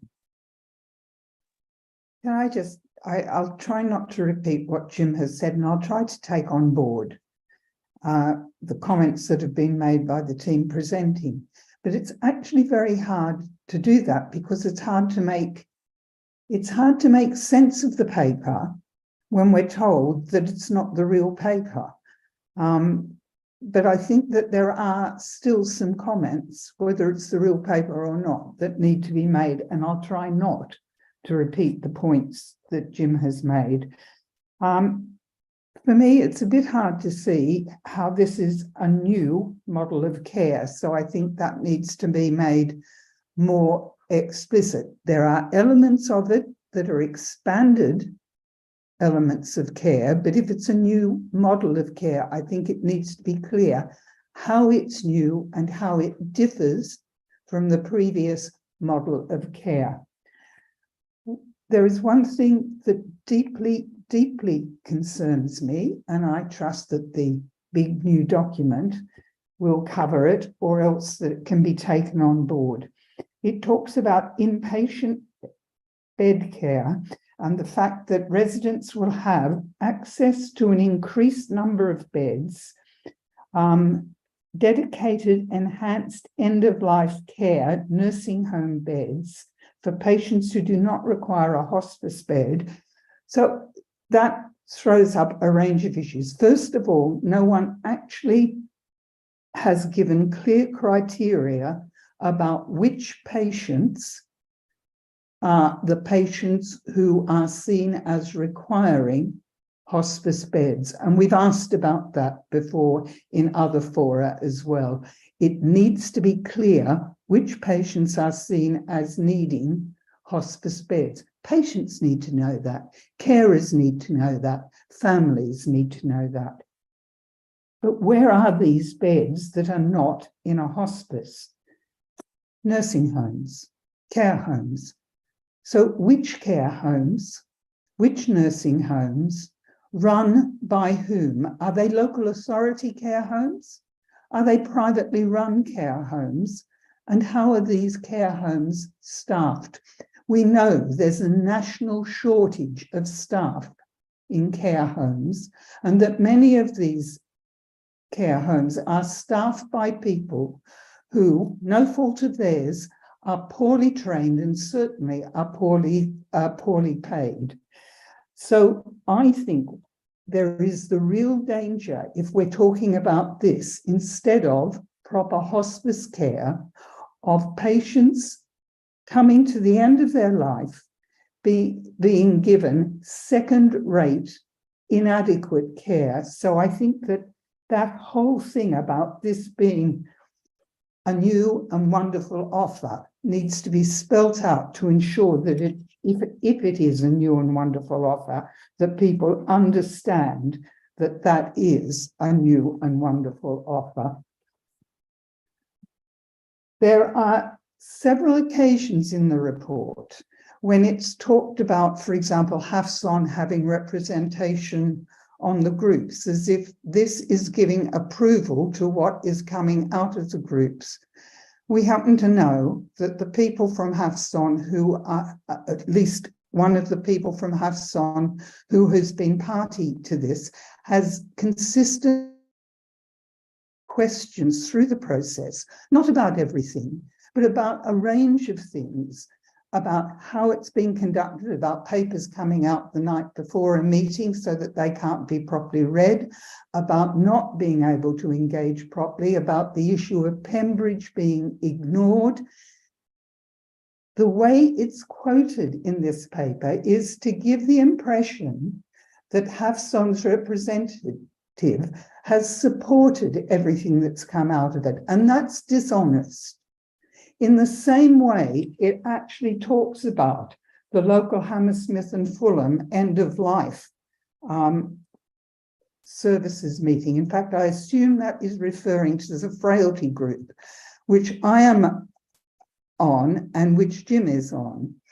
We have not blithely accepted everything that's been reported from the end of life working group that's come to that meeting. Indeed, we've raised very serious questions about some of the things that have been reported at that meeting. And it's dishonest to imply that there has been some sort of general happiness and agreement about what's been coming up. And I feel that questions that some of us have asked in those meetings are being dismissed by putting it here as if Thank you, Meryl. Now, haven't been asked. we know your comment, and thinking I want to give an opportunity to Dr. Williams to respond to the comments. Right. I mean, I think it's a very poor paper. I think it's extraordinarily vague, and I also think that it's hugely important that the consultation actually is available, is to take place at a time when people are around, rather than when Thank people you very are on much, their Meryl. summer holiday. I mean, your Thank comments are you. appreciated. We're called, we're a scrutiny committee, and that's what we're here for. And I think everybody's comments and feedback is very welcome. So, Dr. Williams. Firstly, thank you, Meryl. And I have to say your commitment and dedication to, I think that, consistency is key for these meetings and your role in these meetings. And so I have to say, I think that you're doing a great job of actually doing what you should be doing, right? And you were talking about scrutiny committees and asking those challenging and tough questions. You're right about the language, about the new versus the expanded or enhanced. And I do think that's something that we are going to look at. So I wrote that immediately down.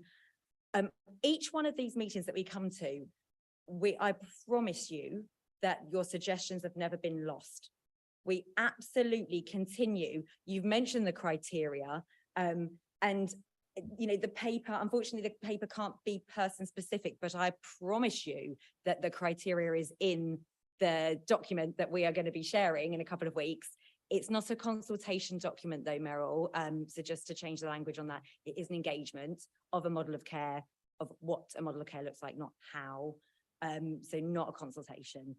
And I think that I'm hoping that you will see a nod to all of the queries and questions that you have raised, because we have continued to be as committed as you have, Meryl and Jim and attendees at this committee, and all the other 7 boroughs of 8 in North West London, because I really hope that you can see in that document quite the answers to all those difficult questions.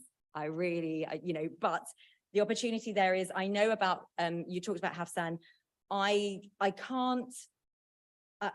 We can look back at where we've mentioned or referenced in this document, because this is specifically for Hammersmith and Fulham, it mentions you. I'm going to be totally honest.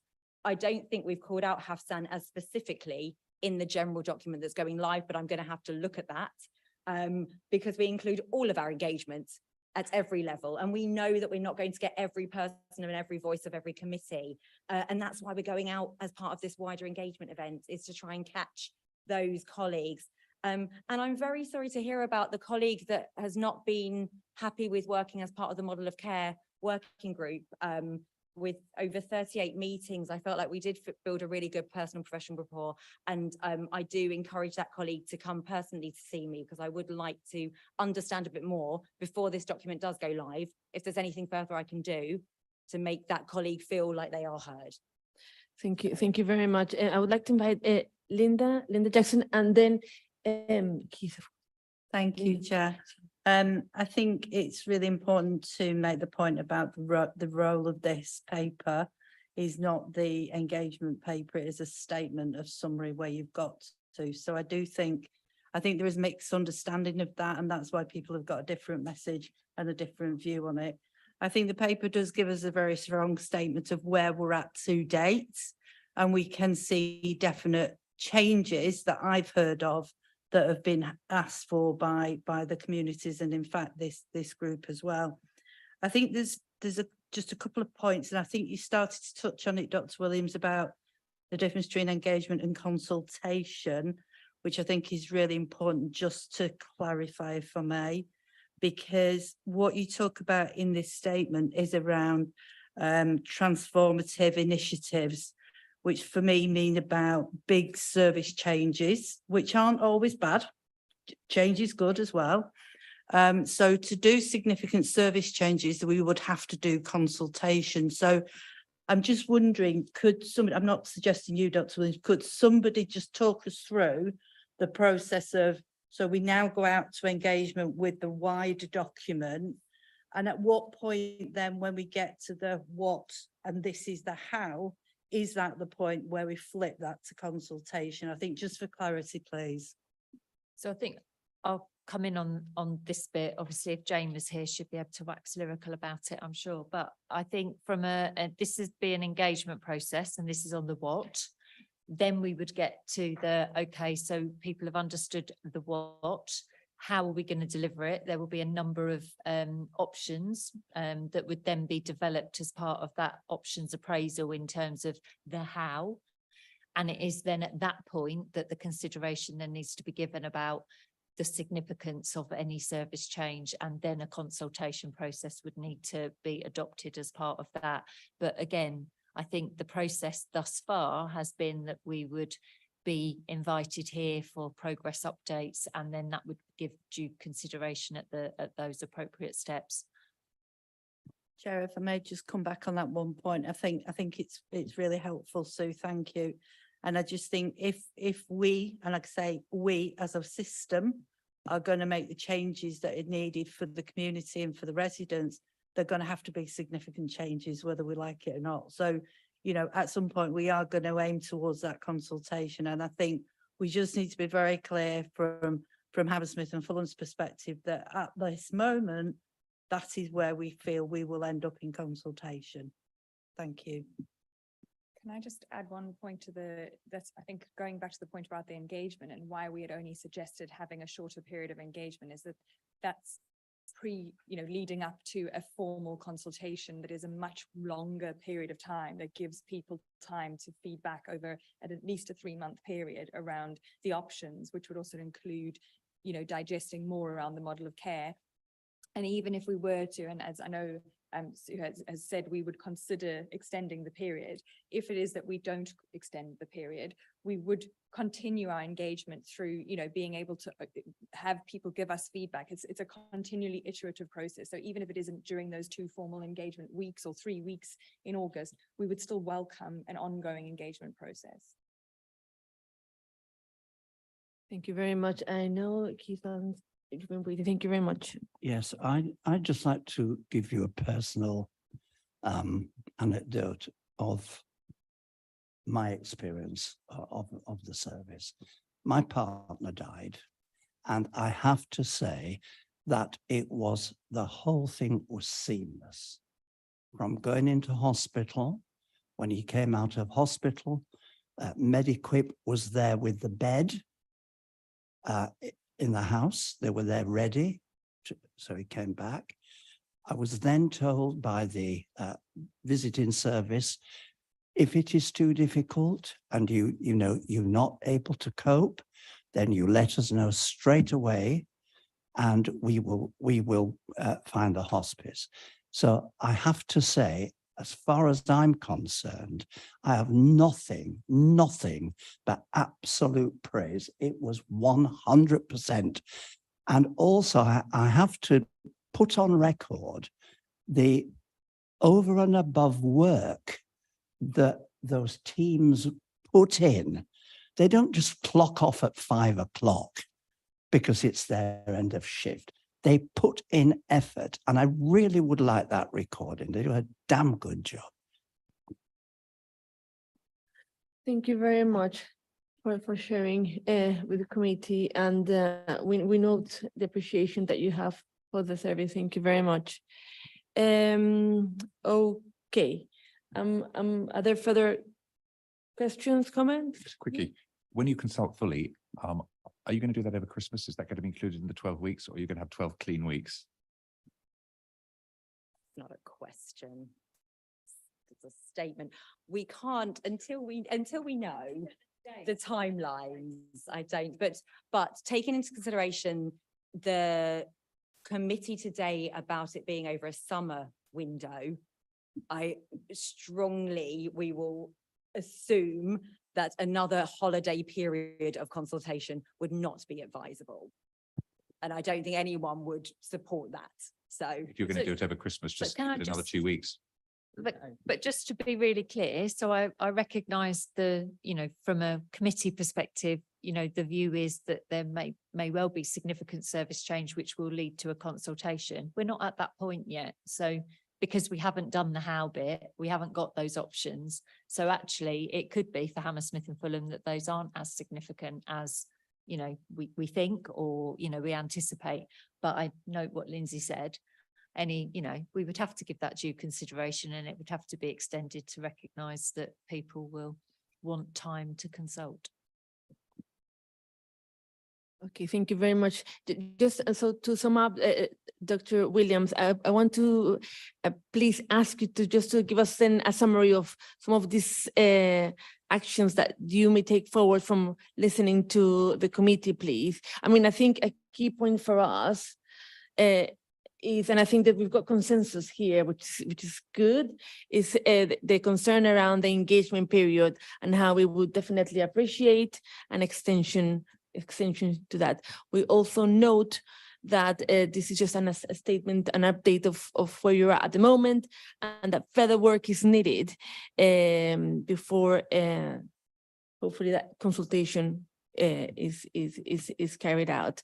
Other areas as well that you would like to raise, please, Dr. Williams. Well, one of the asks was of, how we are going to be engaging. And I think already I've got some great examples of language that we've used here about cultural sensitivity as a very global terminology. And I feel like there needs to be a bit more work with that. Meryl's point about, we talk about a new rather than an expansion of or enhancement of, or that, I feel like there's more there. And I think that ultimately we need to be clear, and maybe it wasn't not just today, but I'm thinking in the paper to come about the what, not the how. And I think we may end up getting a lot of engagement on a how, when actually I want to go back one step. I don't want us to get bogged down in the how and the which care homes and the where and I don't want to get to there yet. We will, but I think that there's more for us to do, and we've got time before this paper goes live to talk about that, and also about how we document the engagement that we have done to date. Our website's a very strong website, I feel, for those that are IT capable and competent in it. But I think maybe our paper needs to be a little clearer on the engagement that we have done. So mainly on our future documents, which was actually the ask of coming here today, which is brilliant. So that's for us. And then obviously that engagement period, which you summarised for us, which we do need to look at. Can I just add also, hopefully by the end of this week, we will be publishing some more information on the website around the modelling and the narrative, which will include the data and how we've got to some of our conclusions. There will also be information on there around the travel mapping that we've done and the narrative about that as well. So there is a lot more information that's coming onto that website and some further minutes from the model of care meetings that we've published to date. Okay, thank you very much. And thank you all for your comments, questions, and also requests. I think it's very important. Okay, are we happy then to move on to the next agenda item, number 6? Agenda item number 6, the post-COVID syndrome services update. Yes, we have with us Melissa. Welcome, Melissa. You are the Assistant Director for Local Care Program for North West London ICB. And we also have, so for this agenda item as well. Thank you, Melissa. I'll be brief, but during COVID, we set up an integrated pathway for patients for long-term COVID, and that currently, the model is a primary care GP will refer the patient into our single point of access, which is run by our community provision. We have six providers across Northwest London providing care for all of residents across the 8 boroughs. And then if they do it, at the moment, they do a paper triage of the patients, and then they will refer on to PAC, which is the acute care in the hospital, where an MDT will see if required or will refer into community. As time has changed and patient presentation has changed and the referrals that are coming into the service have changed, we've been looking at the appropriateness of the service and how. So we really believe that we've got the fundamentals both in the community and in the acute services to provide excellent services to patients. So if I take the PCACs as an example, the acute service, whilst it's a long service for appointment slot for patients, it's a 2-hour slot. They will be fully seen. However, those by all disciplines. However, those patients were initially for those really acute patients, mainly those that were coming out of ITU. And as the presentation of COVID has changed, those numbers have become smaller. Equally, there's been a lot of fragility in the service as well. We've got some excellent services. We have some fragility in the service. So London Northwest, Northwood Park site hospital run a service, Imperial run one out of St. Mary's, and where's my third one? The Chel West, sorry, run out of West Middlesex. But our waiting times are varied between the three. And we've been doing a lot of work both with community support in reaching in, because a lot of the feedback from the PCACs are a lot of these patients that have been waiting a significant proportion of time could be seen in community. So we've done a lot of work to reach in, and we've also opening an additional a service in Charing Cross. So that will be opening in September to ensure that we have, but it's open for all of our PCACs are open for all of North West London. So our aim is to reduce down the waiting list to a maximum of 6 weeks for patients waiting for the acute service. In the meantime, the community service and offering has expanded, and we have it's very patient-centric, and we have different modes depending on how patients prefer to be contacted. So they can have face-to-face, they can choose face-to-face, they can choose online, digital, and as in with the clinician, or they can also, if appropriate, be referred into a digital platform where they don't have to directly interact with clinicians. So we are recommending, with the change of pattern of patients in terms of referrals, that we move to a community first model, because the waiting list times are shorter, much shorter in the community, and that we can get patients getting seen quickly and then referred to PCACs, the acute service if required. The PCAC, no, I keep using acronyms. It's the post-COVID acute service, and if required, but that volume and that need is reducing. What we are seeing in terms of presentation is much more around fatigue and things that could be attributed to multiple conditions, and the community offer in terms of therapists support and multidisciplinary, there's primary care as well, offer patients a quicker way to start accessing services and recovering. If you look at the Hammersmith and Fulham population, we have, it's mainly working age population attending or being referred into the service. And the aim of our services in the community is to try to get people able to access their normal day-to-day living as best as possible, and giving them the infrastructure and tools to be able to do so. What we do recognize, though, is that the patients that are being referred aren't reflecting the population within Hammersmith and Fulham. So our biggest percentage is female. So we're not getting the male population, and we are not getting the Asian population as well. In terms of our population, tends to be white females in their 40s. And there is also some GP practices when we look at that we are not receiving referrals from at all. So, and one that's and some that we've only received 5 referrals since the opening of the time. So the aim of the service at the moment, from an inequalities perspective, is to actively increase that referral rate, because we know people are living with long-term COVID, is to actively increase that GP referral by 50% in those population of the GPs that aren't referring. And also to try to ensure that we are capturing all patients. So in terms of Hammersmith and Fulham and the inner cluster boroughs, there's a digital YouTube version going out very soon to there's 2 versions, one for patients that are in different languages, and one for referring practices to articulate what the service can provide, and also ensuring that they are clear about the different types of patients that or categories for the patients that the services can see. And we are toying with, at the moment, self-referral as well, and about how we get that as soon as possible available to patients. But at the moment, our main focus has been around trying to improve the referrals from primary care. So that, in short, is the current service and the proposed new services that we are changing. Thank you very much, Melissa. Okay, opening up to questions. Councillor Harris. Thank you. Thank you for that. It's very, it covers a lot of areas there. What I was interested in, there are two questions I've got, is how do you actively increase the GP's referrals? And why do you believe it's not reflective of the community at the moment? That's the first question.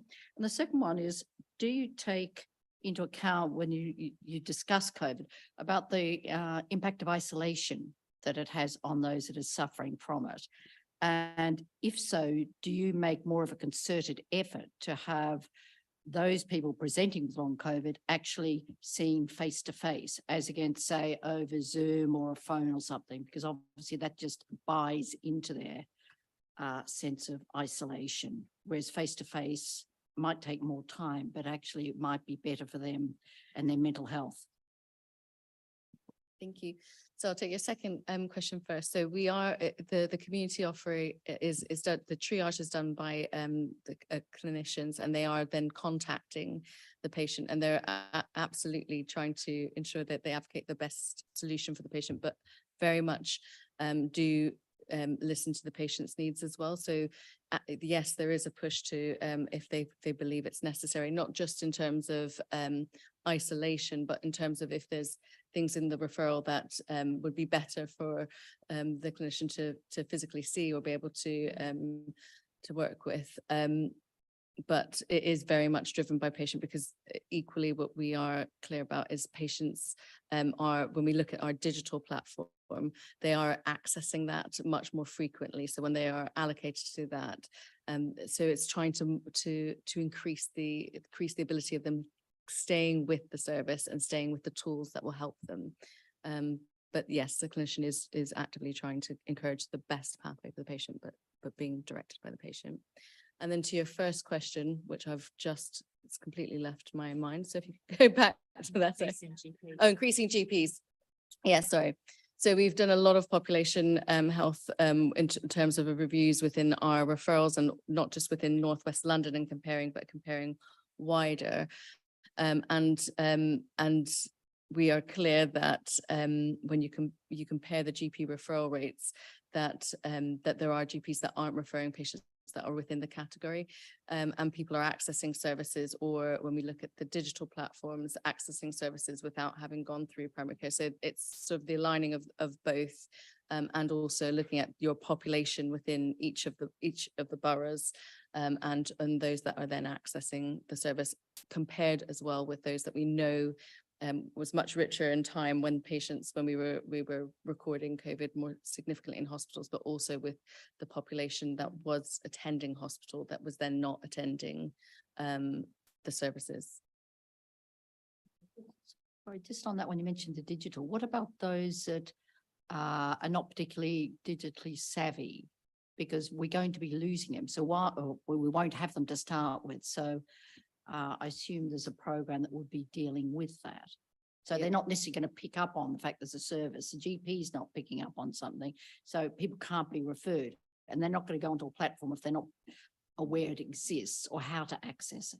Yeah, so absolutely. And which is why the sort of YouTube video that we're trying to get out is not just, it's not about the digital platform, it's about accessing your GP, or if you've got these symptoms, you may be suffering from long-term COVID, or if they've increased because you may have other conditions that you think, well, this is related to that, but if it's increased and you have had COVID, speak to your GP. So it's trying to give people knowledge that there are services out there that can then support them. And the digital part is one of 6 of our tools. So it's not suitable for everybody, and some people don't like interacting that way as well. Thank you very much. So Councillor Bowlby, then I'll invite Keith, and then I'll invite Jim. Good evening, Melissa. Hi. So it looks like 127 patients have been accepted onto this program, but 125 have been returned. Why is this? So that was at the sort of very beginning. We had significant challenges. Lindsay might argue differently, but we had significant challenges with the referrals from primary care, and a lot of it was to do with the digital referral process, not pulling key elements across in the referral. So on first receival of the referral, key parts of if the patient was eligible to be in the service were missing. Those 125 that were sent back were all case managed then from the community and followed through back into the service. But it's really important as part of ensuring that we get new referrals correct, that we did that. As Hammersmith and Fulham weren't alone in terms of the referrals being sent back to GPs to make sure that we were getting it correctly, but all of the 125 were case managed back into, so we're held on a waiting list basically to ensure that we got all of the information necessary to get them into the right service. And is that case management still on offer? Yes, yeah. So Okay. we still hold patients, but we try to not do it too long. So we are actively chasing, and it is reducing the amount of time that or the amount of referrals that are coming that are not complete or haven't got the information is reducing. But yes, that's still happening. Just one more thing. Okay, so there's a breakdown by ethnicity and demographic of those who are accepted onto the programme. Is there not a breakdown of those who were rejected? So there's everybody that was referred, that is the breakdown of of anybody that was referred, whether they were accepted or rejected. Right, okay. Okay, all right. Thank you.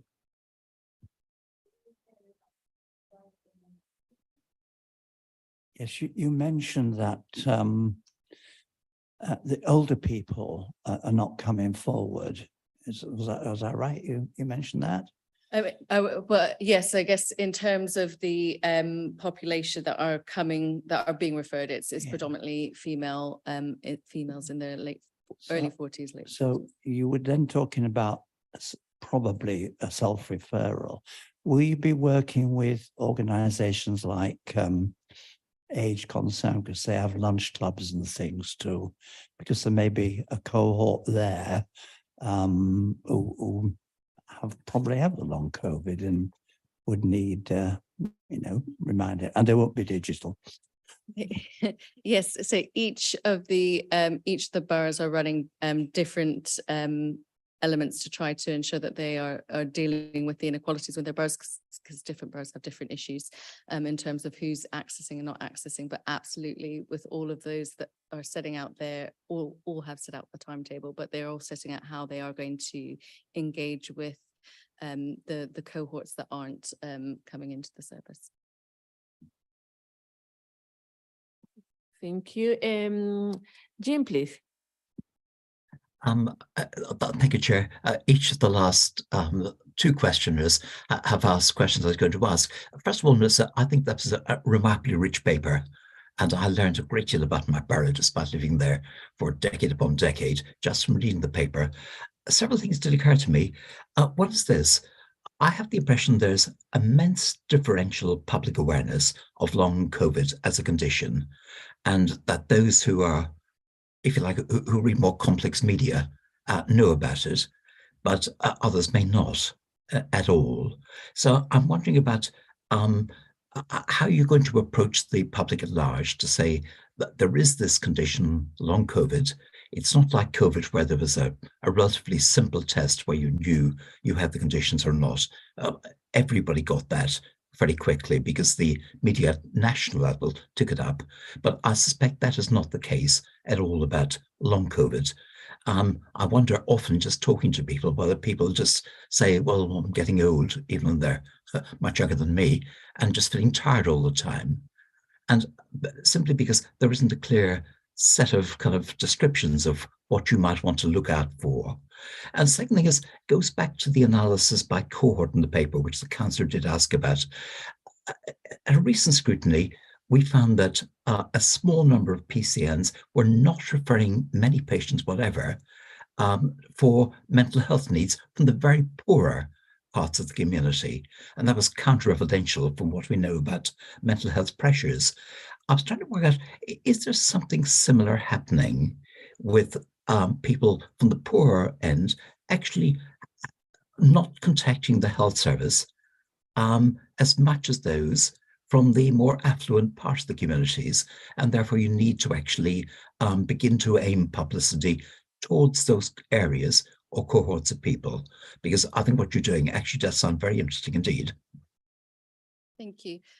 So I think in short, yes, I think we are trying to ensure that we get our information out widely to very many cohorts of people. So I think predominantly there is a lack of knowledge, but not just from patients and residents, but also from some referrers around the service and the offer, and also patients can't, because they have very many things that could fit into other conditions.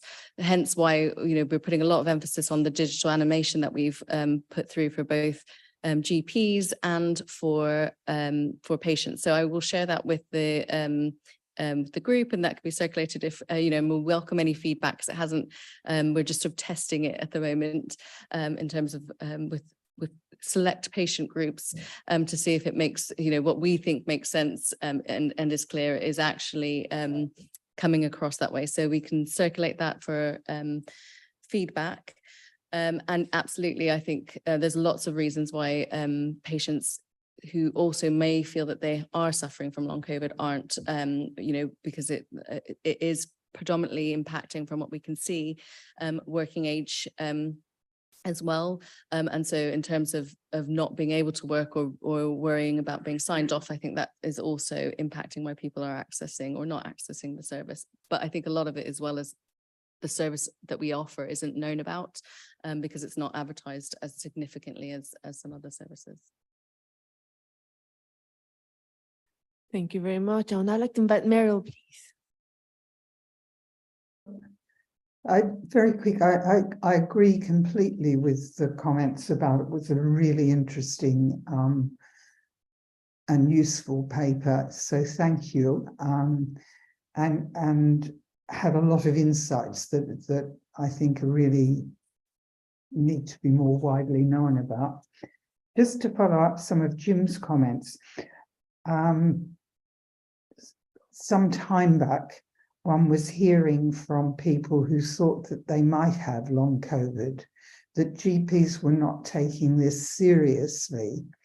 Clearly, you are proposing some sort of education engagement program with GPs, but I am concerned that some of those patients that were, if you like, not taken as seriously as they might have been by their GPs, are simply not going back to their GPs saying, I'm still feeling brain fog, I'm still feeling tired, and so on. And it's a question of how one might reach out to those people who've been experiencing what wasn't recognized as long COVID at an earlier stage. So I think some of those patients we're hoping will through the sort of advertisement of the services will come back to their GP. And I don't think GPs weren't taking it seriously. I think in terms of a lot of the conditions that patients are presenting with can fit into other multiple categories. And I think equally it's a challenge for us as we move forward as well, about how we make this sustainable with some of our other long-term conditions that we have in community, and how we use the multidisciplinary and all of the things that we've got in this service to also impact on a greater level patients that could also absolutely use the support and platforms that we have got provided for patients that are dealing with long-term COVID that don't have long-term COVID. So I think those are things that we absolutely need to consider. What we are working with in terms of the digital, the YouTube's animations, is around ensuring that people are aware that the service is there, so that the patients can hopefully come back and if they believe they have the symptoms, or the patients that never came as well because they didn't want to, you know, they thought everybody was busy, or they felt it was something that they've already been diagnosed with. as well as just letting the GPs know that we've, a lot of work has happened in terms of building the service. This hasn't happened overnight, and some of the services that we offer weren't as strong, or we had significant challenges. As I was referring earlier to the acute services, we had significant challenges in terms of our waiting list and the respiratory consultants being called back into emergency response. So it has definitely improved and changed and evolved over time, and we want to make sure that that GPs who may have referred in previously and don't feel that their patients got the service that they have, what is on offer. So I think it's just it's an ongoing iterative process. Thank you very much. I would now like to invite Linda Jackson, please. Thanks. And yeah, really good presentation. Thanks, Melissa. My question, and I guess we're still early days in this, but are we capturing the qualitative data about what the patients have said, what difference this has made to them, and any gaps in service provision as well? And how and when could we see some of that? Yeah, so it is early days. I think we've got the sort of standard friends and family test questions, which are probably too generic for this service. We have got from the patients that are using the digital living with COVID, we absolutely have some rich patient feedback from that, because it's part of the process, and it is something that the community boroughs, as part of the inequalities work as well. Some are doing specific work on that, and then the hope is with all of the different inequalities pieces that we'll do a test and learn, and then anything that's working really well in one borough that we will share across. So I will take that back. Thank you very much. I have a question, please. So how is the service funded? And if it's short-term funding, how are we going to ensure sustainability as COVID is a long-term condition now? Yeah.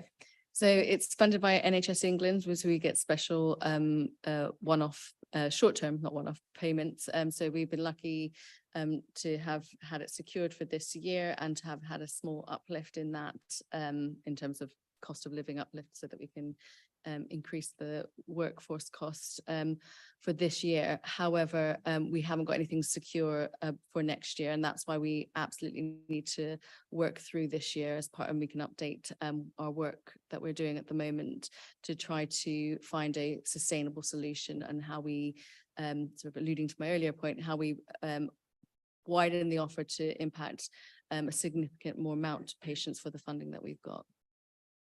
I was speaking to Councillor Rosenberg this afternoon.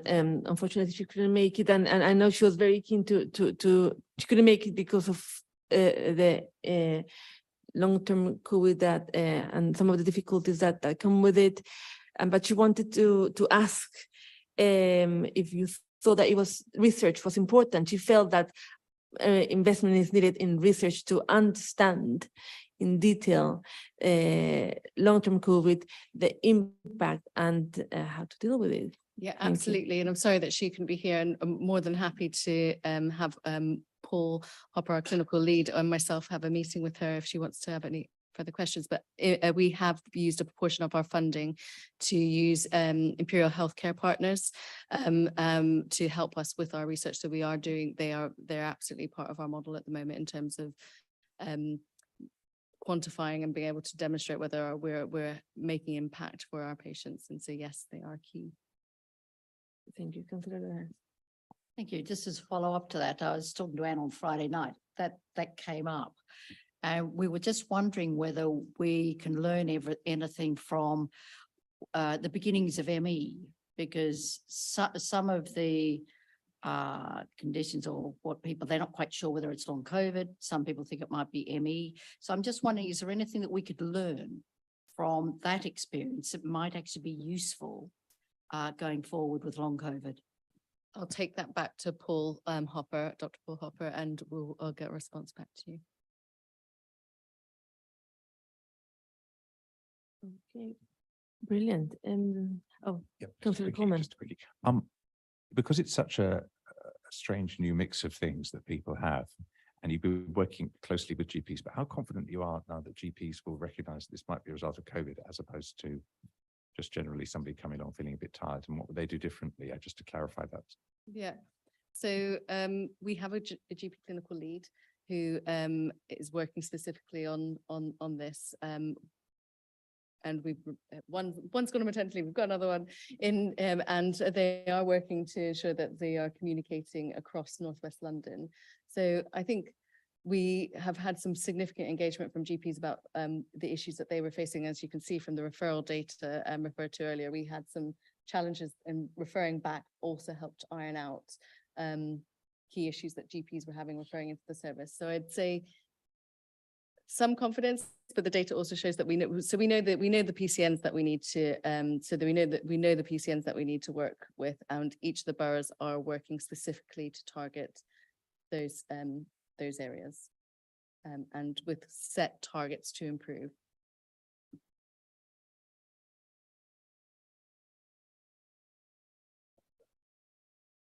It's just we have a colleague who's like got long COVID. It took a long time for her to get understood and she, to be looked at as somebody who's long COVID than just somebody who's a bit old. Yeah, I think in terms of, it's really difficult to measure the bit before they get into the service, and that bit I couldn't respond to. So what all we know in terms of from a post-COVID element is from the time the GP sends the referral. So I couldn't comment on the other part of that. And one final question. What about children? We've heard, I mean, I've seen the news in the past, and they have examples of children and young adults really affected by long COVID, and how it's affected their education, their quality of life, their general well-being. Yes, so we have got that's the second phase that we've been working through at the moment. So we have Janet Cree, who leads for Northwest London on paediatrics, is leading a working stream working through children and young people, but we haven't got an answer yet, but we can come back and feedback on where we are with that shortly. Okay, well, thank you so much. If there are no further questions or comments, I want to thank you very much, Melissa, for coming here this evening. Thank you very much for the report. As you've heard from members of the committee, it's been a very informative paper, and we've learned a lot from this conversation and the discussion. I think we definitely would welcome you back in the future to learn more about the other developments that are happening. Thank you. Thank you very much.